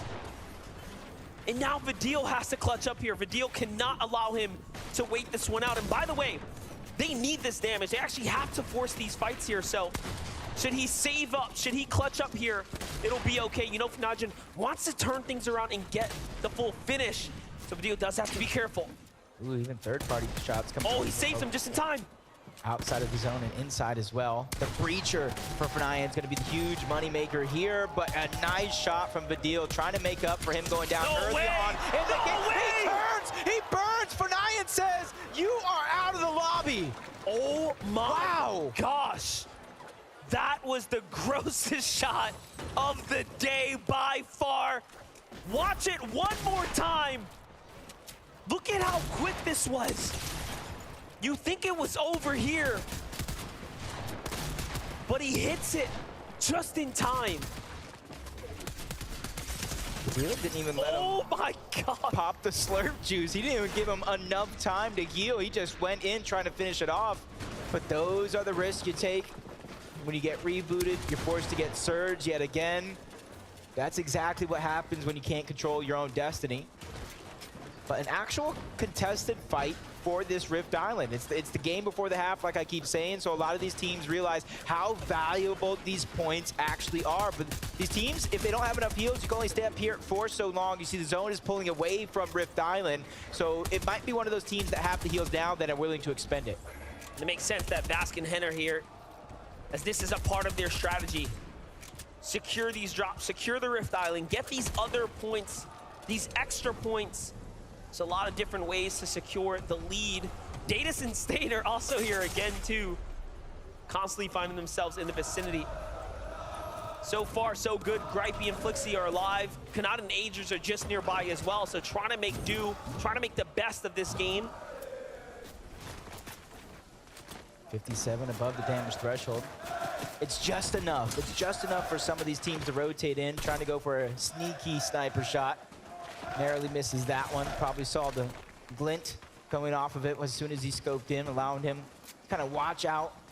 You see, they don't want to go all the way to the side of that mountain. They want to keep some elevation just in case it does pull in this direction. You don't want to have to battle back. Source may have found an important elimination onto Seti, so you may know where the zone is, but it doesn't mean you're absolutely safe. Cammy turns that story around, potentially finding his elimination, putting up just enough defense, but for how long? Now Cammy has to play this out by himself. Yeah, I don't know how possible it is going to be, but if he does have that reboot card and he holds his position, he's not too far off from that reboot van as well, but it is going to be out of the zone. It is going to cause a lot of attention in your direction, but the possibilities are endless. We've seen things like that happen before in the past. He's just trying to figure out how he's going to survive this moment. Forget about those later plans, but for now, I think it's going to be go for that rocket ramp. Forget the reboot, forget all the loot, and even that team I was fighting. Let's just go ahead and go in towards zone. And you can see it's the least congested side as of now. Nobody's really begun their rotate from across the water. What's crazy about this as well is Cammy was considering taking more mobility in crash pads, but because he was spooked out of his spot, he actually couldn't even secure it. He couldn't change his loot up. He had to just leave. So this isn't even the most ideal situation for him as of right now, as he was fumbling through his builds. But Cooper Miro, the problem children of NA right here, setting up shop. Forget that. The problem children of the Globals right now, they are second and second back-to-back. This is by far the toughest game for them, as they don't have much of a material count to play with, and they've been found out. This is big, because if Miro and Cooper end up with the top finish yet again, they're 39 points ahead of the next best player in team right now. Placement points have not even begun to set in, so if they can continue that trend, they will be the team to beat in the second half. This is kind of crazy though. Take a look at how this situation is playing out. There's not a soul on this side of the map. Very rarely this late in the game will you even have a chance to farm loot so casually in a competitive lobby. And things might have just aligned for Coop and Miro. We could be seeing Destiny line up. If they somehow win this game, get a top 5, you have to rewind the tape and think of that moment right there. That one. Chance to breathe and stabilize, re-farm up, just like you're saying. It is going to be huge, but there's even teams rotating nearby in their direction. But from outside of the zone to the inside of the zone, Pink and Vico, they're waiting for them to go down, because they're one of the teams that is at the top side of that leaderboard as of now, waiting to take away that spot. And honestly, consistency is key, and they've been one of the most powerhouse teams on the weekend, if you're minus day one, of course. Well, if you look at that top 10, there was definitely room at the top, as 4 teams have fallen just beyond 5th. Peterbot has a chance. Byla has a chance. They're just right there. This game already 2 eliminations, put them inside the top 10. That solo run from Peterbot in game number 2 was incredible. This is exactly what we came to see and came to know out of Peterbot overall. The Invitational played with somebody who isn't Byla, And I feel like that's the thing. It's business for them. Every time they go and try to do it with someone else, the results aren't necessarily there, but every time they reunite, they impress everybody watching, and they're looking to do that once more here. It's not a better way to make $1 million over a weekend. True. To be the best. That's gonna be something to celebrate, but no celebrations here for Miro and Cooper. Not looking good right now. Just a couple builds here. They're gonna have to force the agenda, force the fight. They find one on the other side. This might be the best team to do it as well. We already knew Geras was hurt. Cooper jumps into the box. He goes for it, puts it all on the line, doesn't quite find it, and Miro's here to back him up, and the finish comes in. The refresh was massive, and they're right back in the game. But do they have heals? Did Cooper find anything there? It's the little details that matter, because now that he has materials on the side of Miro, of course. Another one. And able to heal on up. Oh, there goes his teammate as well. Geras goes down. Wow. And now they're both looted and booted, ready to go ahead and continue their run. Their point lead is just growing larger and larger through most of the game. See Pixie and Cheating up on that leaderboard as well. Cammy and Seti still finding a way to stay alive. Then, of course, Pink and Vico. Well, after the material split, there's still going to be a fight in front of them. They're not stopping there. They are literally continuing, but on the other side, Cammy is still a solo. He is still playing this one out, where once he was going high ground game after game. This round here, he just has to do what he can to survive the gauntlet. Top 25 is here now. Placement points have been earned. That alone is something to celebrate, but Cammy's here to put up more. He needs more. Rocket Ram able to get himself from one side to the next. And since he's so far below the damage threshold when it comes to Storm Surge, he immediately goes to work, looking towards the backside of zone. Mixon's gonna be the first one in his line of sights, but finds no success, able to shoot through. Pink goes down in the feed. That's Miro yet again, out of nowhere, trying to come back. But Cammy's not really finding any success when it comes to Storm Surge. Eventually, he's gonna have to just get into one of these boxes. It's really starting to heat up here. We get to look at that one more time. Don't forget, the reason they were hurt was because Pink was looking at him from before, and they finished him just like that. And another refresh, but more importantly, it's more points, and that's a top 5 team. Pink and Vico have been truly heating up here today. But Miro and Cooper are just the unstoppable force at the moment in this lobby. Now they've made it to the point of the game where you're getting placement points for every team that goes down. And this is where Cooper and Miro really do shine the best. In these end games, being able to be a little bit more aggressive and take those risks.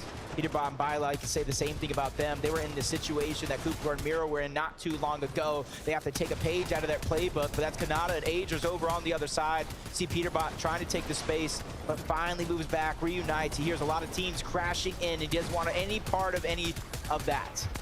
Bylight and Peterbot still on the move right now. Meanwhile, Peterbot is finding more and more. He gets the finish, but there's duos down low. It's not safe by any means. Starting to run thin on material. Plenty of teams down low. He's got to get out. That's Duke. He takes down, so fragmenting a team there. While Iamzo finds Edgy, high ground, unsure. Cooper by himself now as Miro's fallen to the hands of Vico. And they are on a run right now. The point lead is insane. And as teams fall, they are doing more and more. A team falls right in front of Cooper. Cooper's got to be careful. That was a close one. That was a close call, but Miro just trying to go for the mats. He needs those resources. Wasn't able to really grab much. Queasy's still alive as well. Talked about a big game needed to keep them within contention so they don't leave it up to the last moments. Quickly redeploys on over to the other side and goes for the shot, but narrowly misses his opponent. He's able to escape, and we're quickly into the top 15. Chubbs and Bryce are online right now. 7 eliminations and almost a top 10. Chubbs and Bryce may be one of the most impressive duos to pop out of NA right now. And they have the experience, but this is the first time they're in an in-person arena with a crowd this big. With this much on the line, and so is Cooper. No way. And he is still going. This could be the miracle run for Cooper. Already you're seeing the point spread. It's only them and Pixie and Cheating at the top of that leaderboard. And 40+ points already separating them thanks to that elimination they've been picking up, but they're on the high ground. They could be the first team to try to get 3 VRs on the day. They already have 5 eliminations, more mats than they know what to do with. Another elimination almost grabbed up by Cooper, and this is a chance for both Pixie and Cheatin to try to pick up the points. A 2v1 situation. They got their 7 eliminations, and it's Carmi who's already outside of the zone, and he doesn't even survive a chance to fight the 1v2. Pixie and Cheatin take their 3rd victory royale of the weekend. Is that a back-to-back for Pixie and Cheatin? Yeah. Are they just on fire right now? I want to repeat what our casters just said. Are you on fire right now?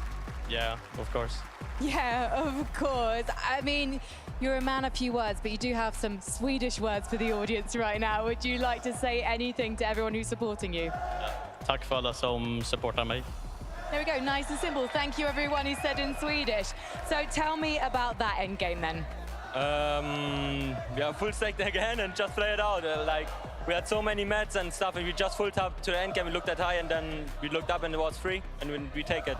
So do you think the key to your fantastic end games is actually you're having great early starts as well? Yes, we get like good surge, good mats, and just get into end game.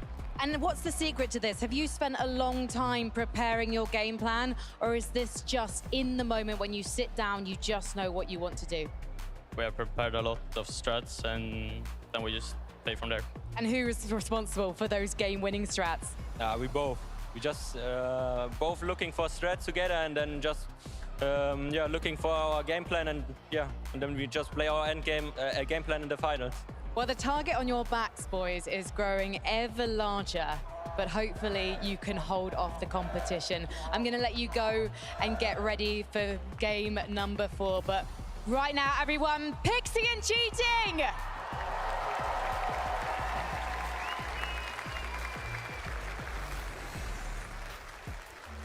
Bro, no shot. No shot. There's 2 stories we're going to highlight. We'll start with the easy one.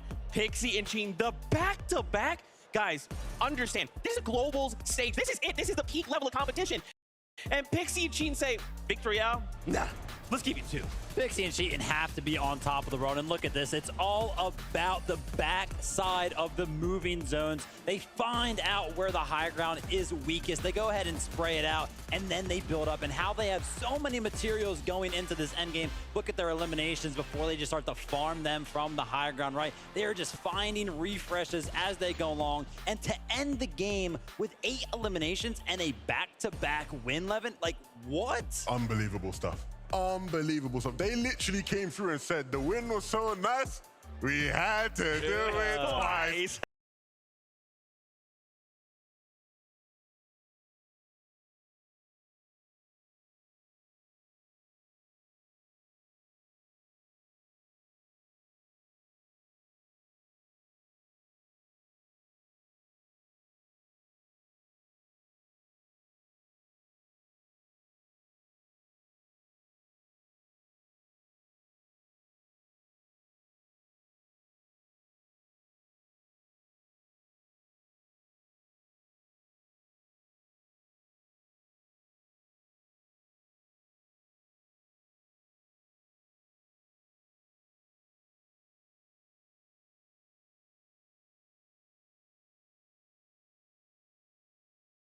West side of the zone, they were trying to farm mats. They had 0 builds, and me and Levin, we were like, yeah, I don't think it's going to be a good game from them, right? They're going to fall out of first place, and then somehow they just find a double refresh, and then they take out the team that was following them in that second place. Pink, like the refreshes just kept flying in. I mean, when your back is against a wall, to do what these guys are doing, forcing their way into the box and forcing the elims, I mean, it's craziness. And then Cooper at the end there, oh my really God, a man just possessed right now. The shots onto Rapid and just surviving, outlasting all of these opponents. It was ridiculous. Miro went down 25th, right? There was 25 teams alive when Miro went down. Cooper just went down in top 5. He solo clutched for that long. Which is kind of crazy to me because a lot of times when we talk about this duel, we tend to focus a little more on Miro's side, right? Kind of a little more decorated, a little more experienced. But Cooper's like, whoa, why am I getting disrespected right now? I mean, unbelievable player, right? He was given the chance by Miro to compete, and he has not looked back since. Every opportunity he's taken. Flip the coin. If anybody has seen that on the timeline, basically how this duo ended up forming, Miro was like, hey, Cooper, flip a coin, and if it's what you guess, whatever it was, I think it was heads, we'll duo. And it ended up being correct. So they formed a duo, and now here they are on the global stage in first place after 3 games. Best coin flip of his life. Just insane. Okay, so really quickly, I want to talk about more of the standings overall. I did kind of just want to double back to Cooper Miro there. I'm sorry, Cheatin and Pixie rather in second place. So they've not been able to overtake Cooper and Miro. And they're kind of, you know, gentlemen of very few words. I was kind of curious if you guys had insight as to how they are just going wild right now. How are they making this happen? I mean, for me, it looks like it's the high ground play, right? Like somehow, you know, we talked about it coming into the day. We expected a couple of teams to be battling it out up there, specifically Queasy and Veno and Cammy and Seti.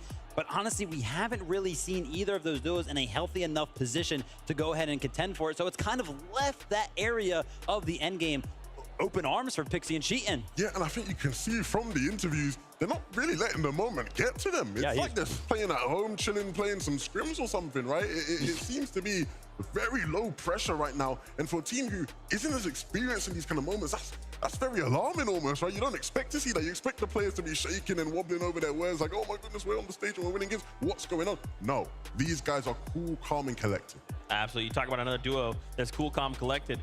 Vico in pink in third place right now, halfway through the competition. Guess what? Frankie, she's standing by with Vico right now. So let's hear from him. I am, and Vico, I think this is the least nervous I've ever seen you. Why are you so calm right now? Well, it's 3 games in, and well, there's nothing to really win right now, so nothing to lose. So it's just like there's nothing really that we need to like have pressure about, because no one really thinks that we're gonna win or anything. So I think you've got a good chance. You're in 3rd place at the moment, and right now the drop spot feels quite safe for you because Cold and Acorn, they're not trying to grief you, they're not trying to 50-50, they're actually just giving you space. Yeah, they're just giving us space. Like, we're giving them space, they're giving us space, because there's not really a reason why we would fight, because it's just gonna get delayed. And if we both play our end games, like me and Acorn, and like we're just both gonna do good. Who do you think has the stronger end game out of the 2 duos? Probably me and Pink. And why is that? Because we practice a lot. Like in these last 3 months that we have played together, we've practiced like almost every day, or like almost every second day. So we have a lot of prac in between us. So I just saw your coach Bloodex walking past as well. He told me I haven't had to teach this guy anything, but there must be a reason you're working with him. So what's he brought to your duo? Basically everything. Like he's teaching me how to actually understand the game and actually play the game. Like there's a lot of stuff that I didn't know before having coaching from Bloodex. So. What has he really taught you about playing the game then? What does it mean to play Fortnite? Well, there's like stuff like you need to understand like how to play mid games actually, and like look for surge and all that stuff. And that's like something that Bloodex is really good at. And yeah. It's one of the things that's ever changing about Fortnite. Given that you are in this 3rd spot, you can go either way now. You can go up, obviously you can go down, and you can go all the way to that trophy. What are you feeling right now in terms of your chances? Do you already see yourself lifting that trophy on that stage? Well, I don't see myself lifting it right now because there's a huge point difference between 1st and 3rd place. But these next 2 games, they just show everything. Like Mero and Cooper can choke, as well as like 2nd place. I think 2nd place is Pixie and Cheatin. They can also choke. It all depends on these next 3 games because a lot of people will get nervous. Exactly, and yesterday you did get a victory royale where you scored, I believe, over 100 points. So it might be 100 points separating you from the top, but I know that you can pull off a big game. So Vico, thank you so much for talking to me. Good luck to you and Pink, and let's head back to the desk. Can I just say, I don't know where he is in here, but Bloodex is the biggest liar there is. For him to say, I've not had to teach Vico anything, I've been there. He's had to teach Vico a lot, like Vico just said. And my, oh my, we're grateful he has, right? Because look how Vico's playing, look how he's improved. It hasn't always been the smoothest, it hasn't always been the easiest of rides for that duo to get to where they are now, but it's the perfect time for them to be peaking. Absolutely. I mean, and I think too, him being able to kind of take that step back and humbly say, look, I still need to get sharpened, right? I still need to focus myself. That's how you improve. If you're just assuming I'm at the top, I can't do anything, I'm the very best, you'll never actually improve. Now, we kind of talk about the standings, a couple in the top 3. Let's talk about the duo in 4th, Seti and Cammy. Again, I'm just terrified, man. I feel like this happens all the time. Cammy and Seti, though, they might have this like, they haven't quite made it up in the standing. They haven't got a victory on, not even a top 5, whatever. And then they end in first place, right? From this position. And we're only halfway through. In 3 games, they can make it happen. So far, for me, Cammy and Seti's performance has been about hanging on, right? Giving them actually a chance to go ahead and hoist the trophy at the end of the day. Because so far, as I was talking to Levin about while we were watching that game, we really haven't seen a good game from them yet, a solid one. Usually this duo is very, very tight-knit in the sense that they are both alive late into these end games, but we have just seen solo clutch performances, which, by the way, is very, very rare for this duo, to just hold on to that 4th place, which is why that 4th place, to me, is so impressive. Yeah, no, I want to really emphasize that because you're spot on there. They have not had a good game by Cammy and Seti standards. Like, the best is still yet to come from these guys, and the fact that they're in 4th, and you could argue their performance hasn't been anything amazing by their standards, just says everything you need to know about this duo. You know, and we're talking about it a lot, right? Obviously, of course, right now we are on a break, so there is some time to maybe sit back and actually talk with each other, kind of figure out what's going wrong. So maybe this is the reset that they need. I think so, right? I think all throughout the year when they face hurdles, even at times when it maybe looked like maybe this duo would split up and things weren't going to work out for them and it was going to be the end of Cammy and Seti, they've been able to work things out. They've been able to get together, get on the same page, and it's paid off every single time. Absolutely. We saw 3 games, right? Anything could happen. They just need one insane game and they could suddenly overtake that #1 spot. There's a point differential, but we can't focus on that, right? We have to focus on the job we have to do. As we turn our attention back over to the standings, let's just take a look here as well. I'd love to highlight Carmi and Vanyak. They're in 5th place, up 22 places. Again, it takes one good game, and then suddenly we just shift the entire leaderboard. You know what's impressive to me is that I'm looking at the objectives, right? None of the teams right now in the top 10 seem to have secured Rift Island a single time. So I kind of wonder what's going on with that. Maybe it's actually kind of hurting some of these teams for whatever reason. But I mean, listen, that lead by Cooper and Mira. You know what's very, very interesting about Mira? Of course, he does have 5 FNCS titles under his belt. Did you know that in 4 of those titles, he didn't actually win a game? So those back-to-back second places are just very much so his style. So basically you're saying, maybe we gotta just wrap it up now. It's over. Like, if he's winning games now it's just over. We might as well just pack it up, we'll go home. There we go. I'm gonna stay. I want to stay. I want to see this halftime show coming up shortly from DJ Producer 2 Friends. We'll get there momentarily, but yeah, I mean, with halfway through, now it is more important and more critical than ever. We can't be slipping, right? We have to keep moving forward. We have to kind of shore up these mistakes as quickly as possible because there's a championship trophy waiting. You know, why don't we reference some of the other in-person events that we have had, right? We had Invitational. Now, of course, that was 12 games, so a little bit different. But we checked out the day 1, right? After 6 games, which, of course, was that halfway point. And since we're at that point now, I think it would be very, very relevant to talk about it. Whoever was at the top of the leaderboard is still switched up very much so after we played out the second half of the competition. So I really do feel like there's still so much that could happen. Yeah, and look, again, as much as a lot of these players very much need the break, they need some time to cool down and relax. It could be a bit of a heat check for Miro and Cooper, right? They might come back, sit down, and they're not really feeling as hot as they once were, right? So hopefully it doesn't mess up their momentum and their flow. You talk about momentum, we got to slow things down. We are halfway through the competition, and what I want to see is a halftime show. Who better to prepare us than Monster D-Face? Well, listen up, Fortnite fam. I don't want to completely slow things down. I just want to change things up. We've had a lot of gameplay, but now we're going to introduce some music here for the halftime show. Coming all the way in from California, we have something very special in store for you here, Copenhagen. DJ, producer, musician extraordinaire, 2 Friends has something never before heard or seen in store for you all here. That's right, it's a very special Fortnite show, one that's gonna be fun and exciting. So if you're down on the floor, get ready to stand up, enjoy yourself. If you're up here inside the stands, I mean, enjoy it. And if you're at home, don't forget, turn the music up. Here we have it though. We're gonna jump down to the floor. Things are already dimming out, and then we get to see what's in store for us.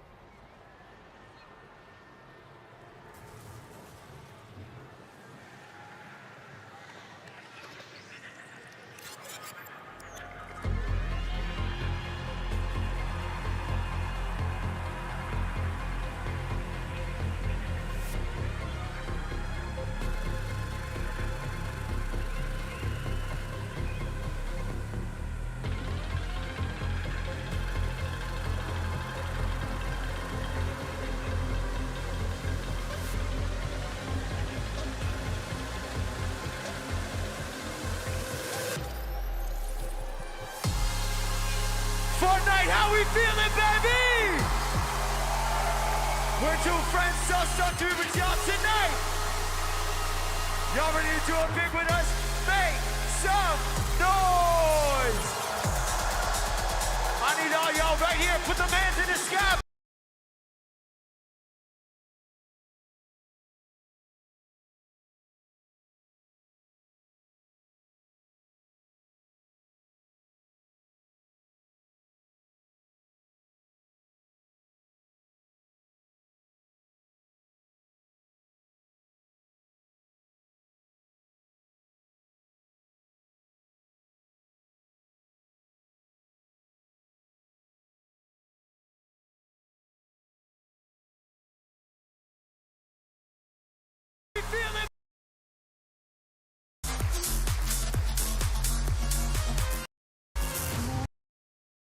Let's keep it going strong right here.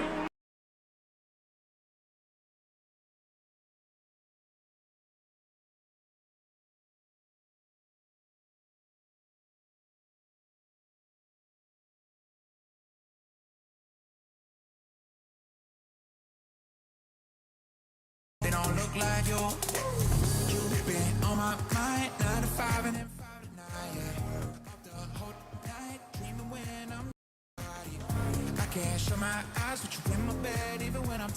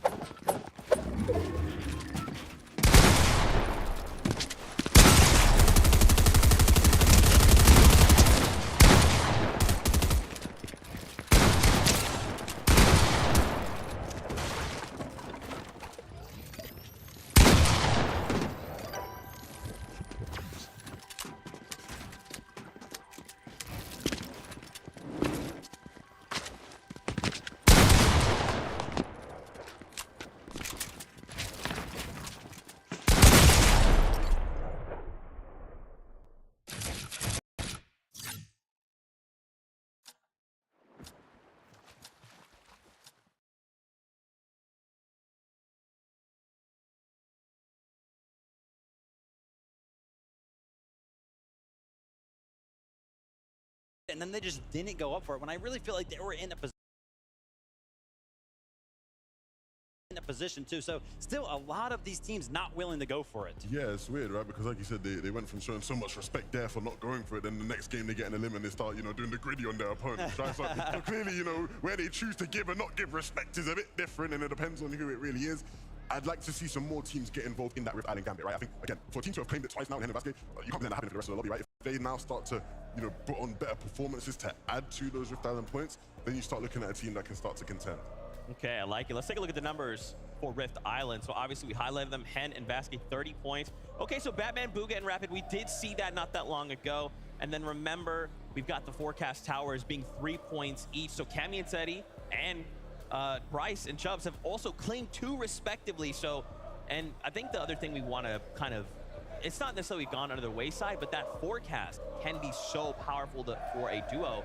I wonder if that's why Seti and Cammy, though they've kind of been in somewhat shambles situations, have still played so well. Yeah, for sure. I think you look at the game played without forecast, and they're already a team that positionally is just going to dominate everybody else. Like, they're going to be in good positions, and they're going to make you think, how on earth did they know where to go, right? How did they maneuver their way into the spot? You give them the forecast, how you give them the intel, the insight beforehand, and it's like, yeah, they're just always going to be in a good spot. And even though the performances, maybe there's a bit going wrong in terms of just the fighting ability and where they're on the same page there in box fights, they're still going to make it deep into games with those forecast towers. Yeah, and if we think about the strength of Frenzy as it stands right now, of course, it is going to be the fact that it is so close to that forecast tower. So the fact that they're kind of like splitting their drop spot right now, I really think it's in favor of them. And, we're talking about how, we really don't think that they've had a Cammy Seti-esque game yet. That forecast tower has to help them out in that category so much. Yeah, for sure. Well, I'm getting word. As much as I enjoyed that halftime show, games are ready to go. Let's send it up to our casters. This is game number 4 of the FNCS Global Championship. That's right, we're up here. We have Taco joining us right now to, of course, close out the remainder of the day. We already know it's getting intense. Players did have a short break, though. The very first 3 games today have done nothing except deliver action after action after action. So many insane moments, and we're here to get plenty more because game number 4 is ready to go.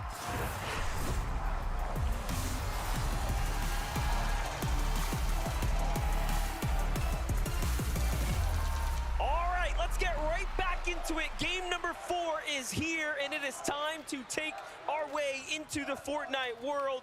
Let's jump off this bass. Let's see what's in store for us. And that's the thing, Monsters. We've already seen so many of those 50-50 skirmishes, particularly this one here at the racetrack. You can already see these players lighting up the sky. Kanata, Azers, Malabuka, and Thomas. It's been a relatively even split so far, but this is the time. Thomas and Malabuka need this, but it's Azers to touch down first.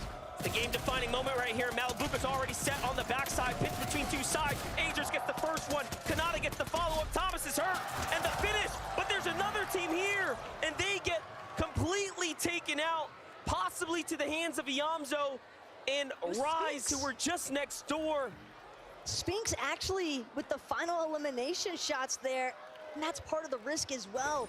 With some of those early third-party contests, it's just such easy pickings.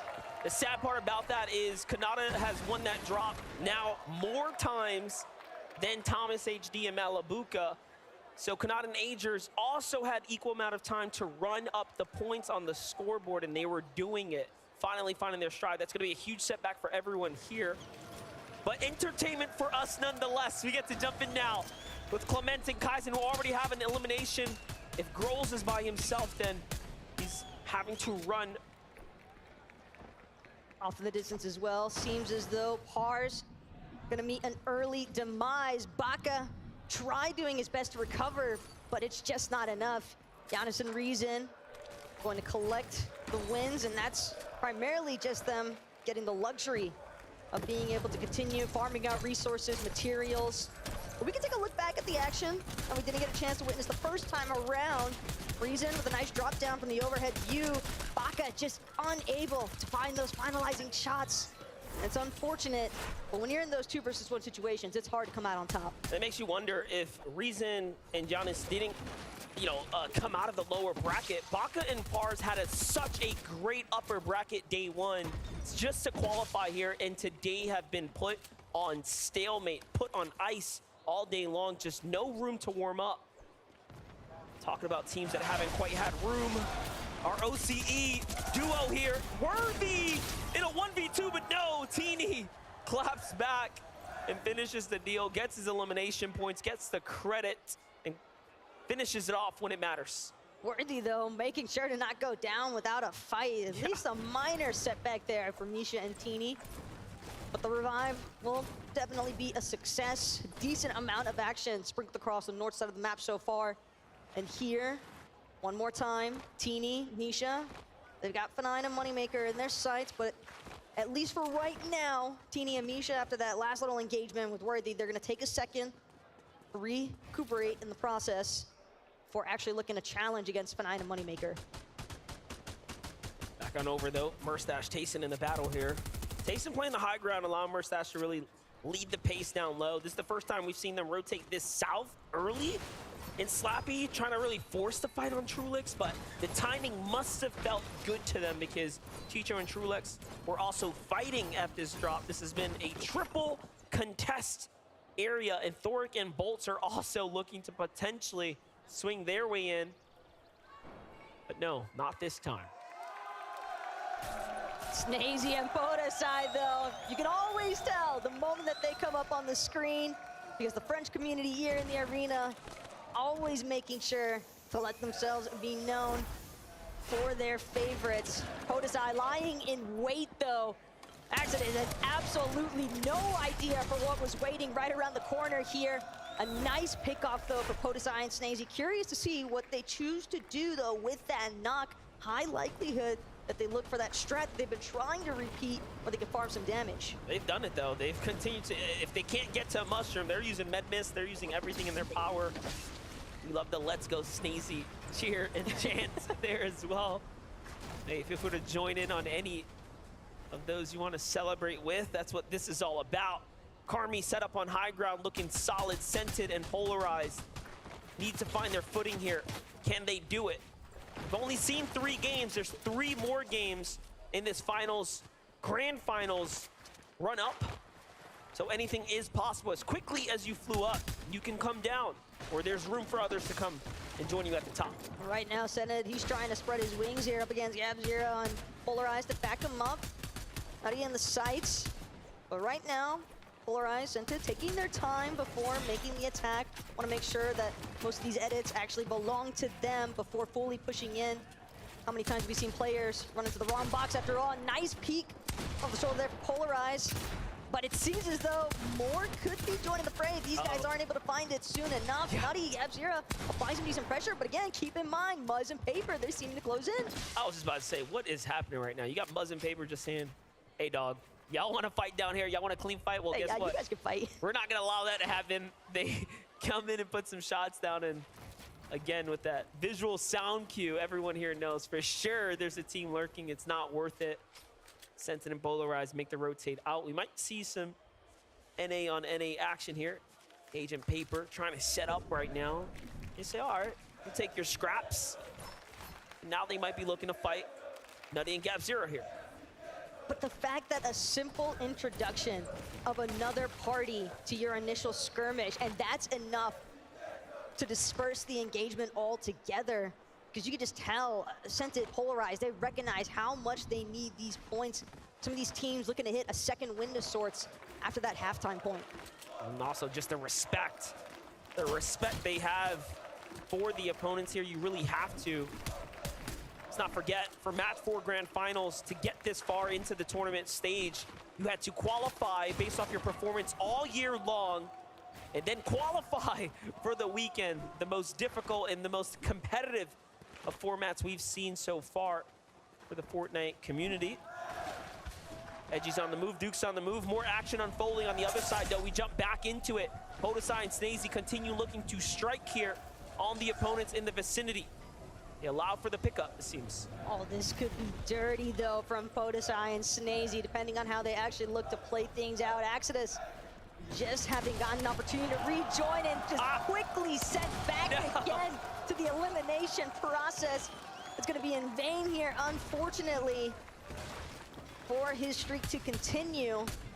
But Snazy and Podesai, they still got to work their way from deep outside of the zone. Granted, it is early enough that the tick damage isn't really anything to be all too concerned about, but you don't want to find yourself too far outside of proper positioning where some of these other teams might be towered up. Yeah, they're going to be all right. They're going to be fine. They have the surge now to back it up.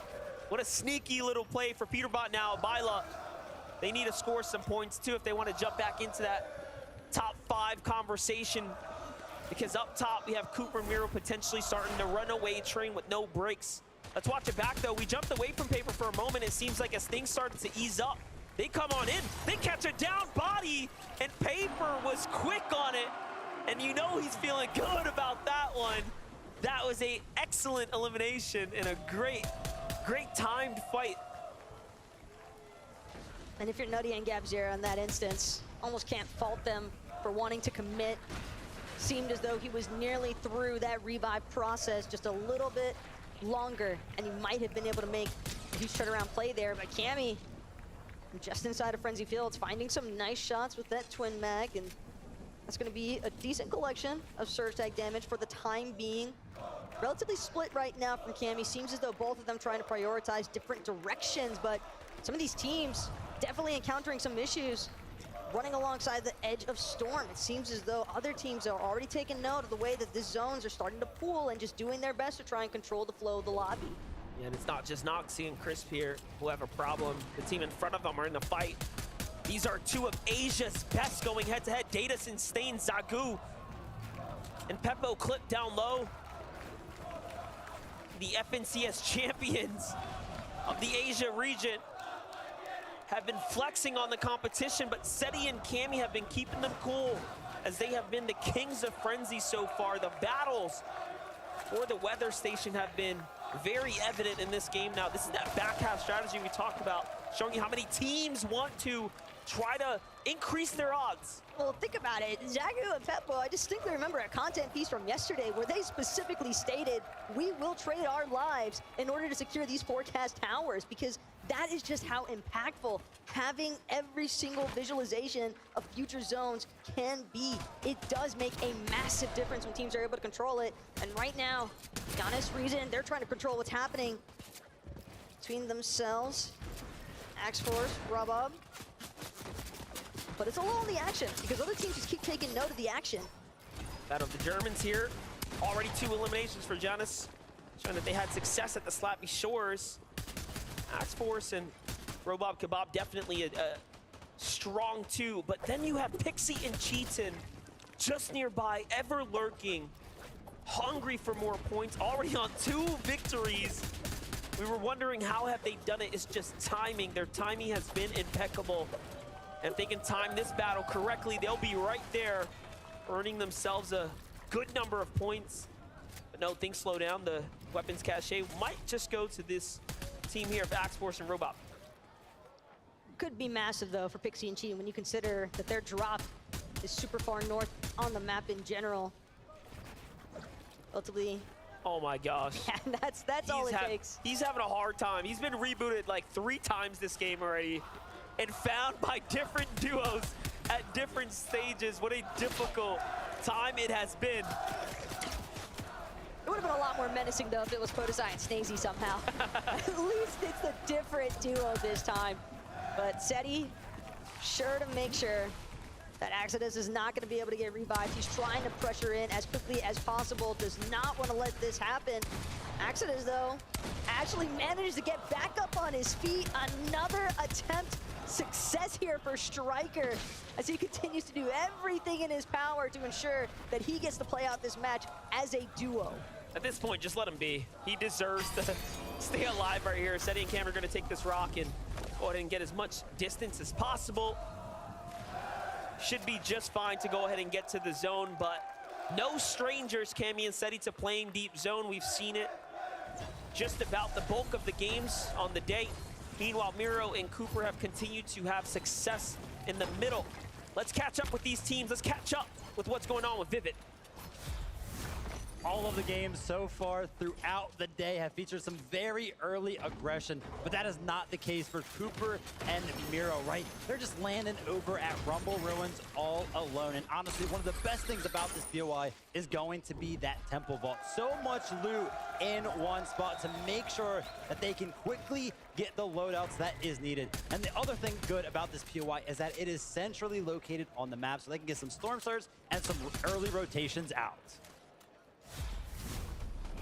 Thanks so much, Vivid. It's definitely clear that their drop at that Rumble Ruins POI is certainly making a pretty impactful mark on their run so far today. And what's even crazier still is when you think about the fact that Miro quite literally has more FNCS title wins, being 5 over Cooper's finals appearances. This is only Cooper's 4th finals appearance, and yet here they are, game number 4, leading the lobby on that first place in the leaderboard. Well, with Vico and Pink on this Rift Island, they're looking to lick their lips, rub their hands together, and pray for something good right now. That's 15 points their way, but they're going to have to fight for it. Moneymaker, Fnagian understand that they have to come back and make a big turn, a big stride up the standings, and that's why the battle for the Rift Island checkpoint is going to be important here. Vico and Pink would love to secure this right now, though. It would really make the difference.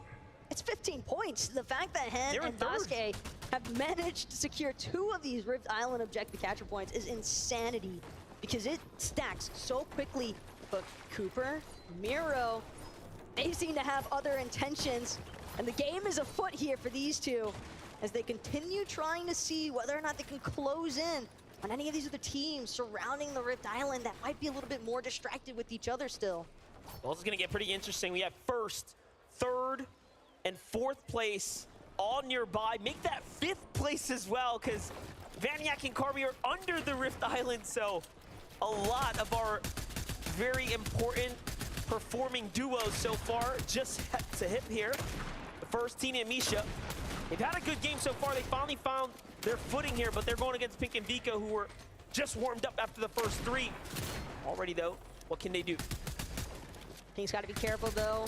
Pink and Nico don't want to wind up as the team being sandwiched with so much commotion happening here at the Rift Island. Still trying to break through these wall edits from Misha and Teeny. But the capture point, it's been claimed. Vico and Pink, that is a massive 15 points bonus, regardless of what happens next for these two. But it seems as though they still want more. They've got the loot, but they want some elimination points to go with it.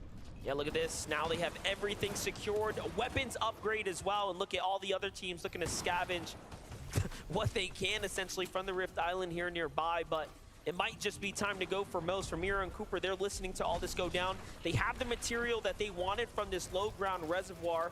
And for them, that's a small victory in its own. It wasn't the checkpoint they wanted. That was too risky. But the material count was welcomed.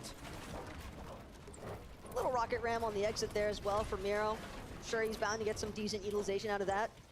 As things continue drawing up towards the north side, a lot of teams now starting to find their way into the zone, and a couple of teams still left over here at Brutal Bastion. It's a relatively large POI, and seeing all of these pre-established edits, it's got to put you on edge. Vino's hurt, Tayson's hurt as well, but they did manage to find the elimination. Team Monaco on Monaco action, and now Rapid and Batman Booga jump in to try to put their touch on the take, and Vino and Queasy want nothing to do with it. You have to heal, they have to bounce back. They are having a difficult tournament run, as is Cold and Acorn, a lot of our favorite picks so far, struggling here. But that was just 3 games, right? All you have to do is play even better on the back 3. You can be very much in the competition, in the conversation. I mean, we've seen just how impactful even 2 games can be. Yeah. And considering that we still have 2 games left to play after this one, would never want to count out Vino or Queasy in those sort of circumstances. Following up now on Iyamzo and Rise.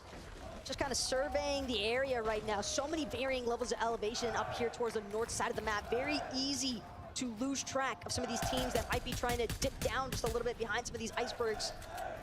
But Rise seems as though he's got at least one party in his sights. Just behind him, though, Cheatin' and Pixie, but it's Misha and Teeny. They have been on an uphill battle the entire match so far, it would seem. And it's only going to get all the more difficult with Teeny having just been knocked. Pink and Vico pushing in. They want these double eliminations secured. The points will make such a massive difference. And it's going to be Vico with the final charge in. A couple of sharp tooth shots is all it takes. And that's 8 points secured. Great job as well, finding the angles there, closing the elimination set. That's gonna put them up in a sweet spot, but now Podesai has to play this one out by himself.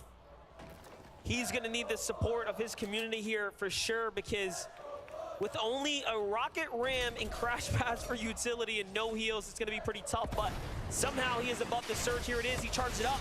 Off he flies, out he goes. Shalom and NK Papa, this could be a great team to attack. They're hurt. He gets in, he grabs the wall, but no, slips out the backside. Little does he know, he can absolutely finish them off, and they need a set of eliminations. They need a pair of damage. Podesai changes things around. Here's the damage coming in. Gets the finish, no! Couldn't conclude. More tags from the side. Take him out. Papa will fall here, potentially, if he can't find a little more damage before the zone closes. It's Vico who's in front of him. You could tell MK Papa wants to turn around, but he knows he's got to keep pushing forward. And Vico finds him for even a second. The zip line at this point. Wow. 8 HP, and he goes across unscathed. That is incredible. Coned up for a moment, trying to get this mini shield potion off.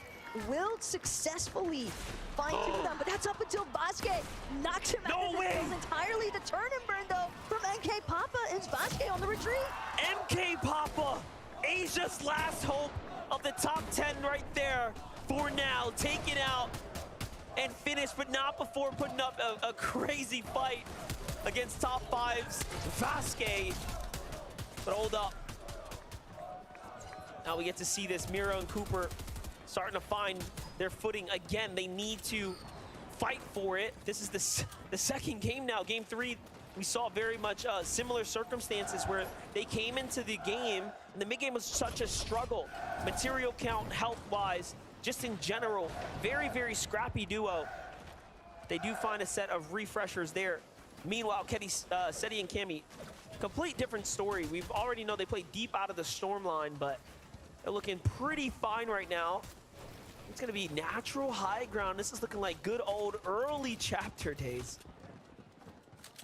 Cammy and Seti have definitely found a decent spot just on the side of the mountain north of Brutal Bastion, but they're not the only ones looking this direction. Ugan threats, box just beneath them. A lot of teams kind of surrounding the edges here. Peterbot and Byla, though, they're trying to put those mechs to work. Byla gonna force his way in, just now getting barely above the surge damage threshold, but Peterbot, we've been watching him do it all day long. The elimination onto Thoric, the revive onto his teammate, and bolts will fall as well. That's the kind of refresh that Peterbot and Byla were hoping for. This is what Peterbot does right here. This is what he does best. Solo play by himself when it comes down to clutching up, and he's got that charge. This thing hurts, it hits hard. He can finish the player off with one charge up. It's Axe Force, though. Will he become a victim of Peterbot? But no. On his first, Peterbot has to dig into his heels now. Decides, hey, I gotta get out of here. Breaks through everyone's build. Why not just cause chaos and send players flying in the process? Give it a moment. Give it a moment. You might find elimination, and Axe Force gets one. Sphinx probably has no idea what just hit him between Axe Force and Peterbot. Those were some of the most destructive rocket rams that we have seen all day today. But Axe Force putting himself into some very strong positioning for the time being as a solo. It's so common to see players try to move from that very backside of the zone, but Cheatin as well. Seemingly the same idea here. He's just trying to wait for everybody else to start moving first, but when you're hanging just above the damage threshold, some pressure is bound to start building up. Well, placement points have been given out, and finally now we start to see someone inside the top 5 fall. For Vico in pink, that was a worst case scenario as they were just there at the placement point threshold. Falls to the hands of the Brazilian duo, Kitos and PH Zin. For Seti, for Cammy, they've elevated themselves enough, recognizing that low ground was too dangerous, and they're playing a vertical box here. For Miro, for Cooper, they're getting to the front side of zone. They're on the hunt right now. Miro loses them, though, for a second. A lot going on around him. Miro trying to make sure that his feet are protected. How many times have we seen players shooting just underneath some of these box edits and walls that are made? The smallest of gaps towards the bottom of them. But Cheatin, again, as a solo, still finding a way to keep moving forward. And this is just so paramount for Cheatin and Pixie's run. They've got to do everything in their power to stay as close as possible, hot on the heels of Cooper and Miro. And Cheatin just looking like he keeps finding moments to find that breath of relief. And just what an incredible story for Pixie and Cheatin. Jumping in, this opportunity coming in for final moments. So making the best of it now. Think about it. If they fall now, you give Cooper and Miro potential runway that no one can close the gap on. It is getting that close right now. Mixin, Blaha though, high ground is theirs. They've had it since the mountaintop, the first to claim it, have not looked back since. Still have crash pads and more to work with. Very curious though to see what exactly is going to happen with these moving zones going forward though. Things could be pretty vicious considering the landscape that these players are dealing with. Going up alongside the mountain, Cheatin might be able to acquire an elimination in the process. Knock onto the Strokey there. Will be forced to use his legendary Slurp Juice. That does buy him a little bit of time here. Still has 3 charges left in that Rocket Ram as well. He's gonna make sure to utilize at least one of them. Again, just more builds being completely ripped through here. Front side of zone is where he finds something. No, he slips off the mount. He's got to be very careful here as it bounces back. So unfortunate. It was so close to being perfect, but instead put himself in a bad position. Another player above him. He's going to have to charge it up in no time. Vino finds him there, and Cooper and Miro now have a chance to keep running away with this here. This is their true opportunity, and they've taking full advantage of it on high ground. Vino and Queasy want to make a comeback, but so does Cammy and Seti. Another battle for height ensues here. Vino and Queasy don't get it for free. Have to be careful here on the descent though with Neno on that Rocket Ram. Queasy gonna utilize some of the last of his splashes. Still has 2 remaining just in case. Right now it's all about the mobility. Soaring sprints keeping him in the air, possibly a little bit longer than he is ending, but Miro dropping down to low ground, finding that elimination onto Vanyak, and now it's gonna be Mr. Savage as well, alongside of Iyamzo, pushing all along the sides here. But Miro and Cooper, they're still managing to stay together, at least for the time being. Cooper though, completely out of it would seem, but that's the knock that they needed. He needed the finish to stay alive there, and Cooper sacrificed himself, but it wasn't enough. Meanwhile, Seti, Cammy versus Queasy, Vino on the high ground. Seti's already done enough to take one down, but Cammy's hurt too. Vino's hurt too. It's a back and forth. We may not think there's a rivalry here, but there sure is bad blood. Seti on fire, still going, but Cammy has something to say about it. Vino shuts that down. Cammy though, finally gonna get put into the dirt, though not by who we were suspecting. It's Bryce and it's Chubbs controlling the high ground now.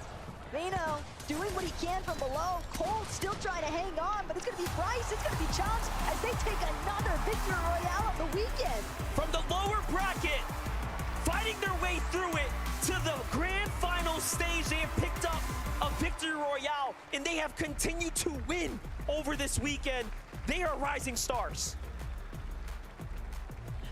Bryce, the sight of you winning a victory royale is going to be one of the most enduring memories of this entire event for me, because every time you guys have success in the lobby, you just can't believe how good you are. What does it feel like to take a second victory royale in Copenhagen? It feels amazing. It's exciting. And what did you guys discuss in the halftime break? Because you needed the points desperately, and now you're in 4th on the leaderboard. We got this. We're better than everybody here. Is that literally the conversation you had? Yeah. Now, I know that this is a first time on LAN for you, Bryce. What about you, Chubbs? How much experience have you been able to bring to the stage this weekend?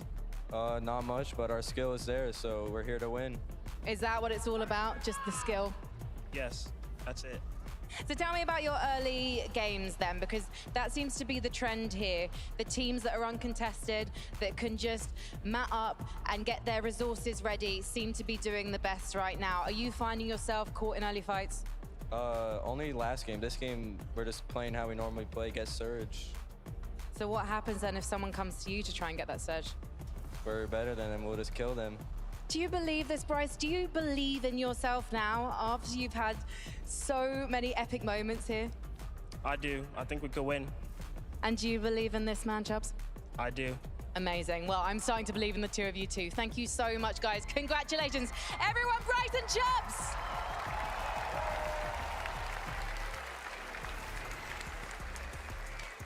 Bryce and Chubbs showing a lot of restraint, right? They could be going crazy, they could be popping up, but no, they're focused. They know there's only 2 games left to go. Now with this lead, with this victory royale and the eliminations as well, they could make a run of it. Now, very quickly before we even get going, Kelly Link, Mini Miner, welcome to the analyst desk. Okay, now hit me. I mean, wow. This is something that we have seen from this duo this weekend. They have got victory royales in the previous rounds. And we just seen it again. I think there's a few question marks about whether they could do it on the big stage. I mean, Frankie mentioned it. Maybe the lack of experience compared to some of the other duos in the lobby, but they're not showing any nerves at the moment. They're on top. No, and they were on top of that mountain as well. Yeah. Once we saw Mixon drop down from there. We also saw Vino, Queasy, Seti, and Cammy all fighting for that high ground. Cold. And when you have the mountain there, it is so important to be able to grab that high ground because it is so difficult to be able to recover from the mid and low ground. And we saw that from the likes of Miro and Cooper. Once that zone does move, it's a lot more difficult to be able to rotate around the high ground. So big shout outs to our duo, Chubbs and Bryce right there, going up 16 placement points. But Cooper, Miro, Pixie, and Cheatin not moving anywhere. Yeah, I want to come back to them first. Cammy and Seti, you kind of highlighted them there. We saw them, we saw Cole, we saw Vino and Queasy. My gosh, that end game was a who's who. Didn't matter where you were looking, you're like, I know all of these things. But I love here, you can just tell, if you really pay attention to the way Cammy and Seti play, when Queasy and Veno are close by and they're kind of like interacting, the way that Seti and Cammy, there's like this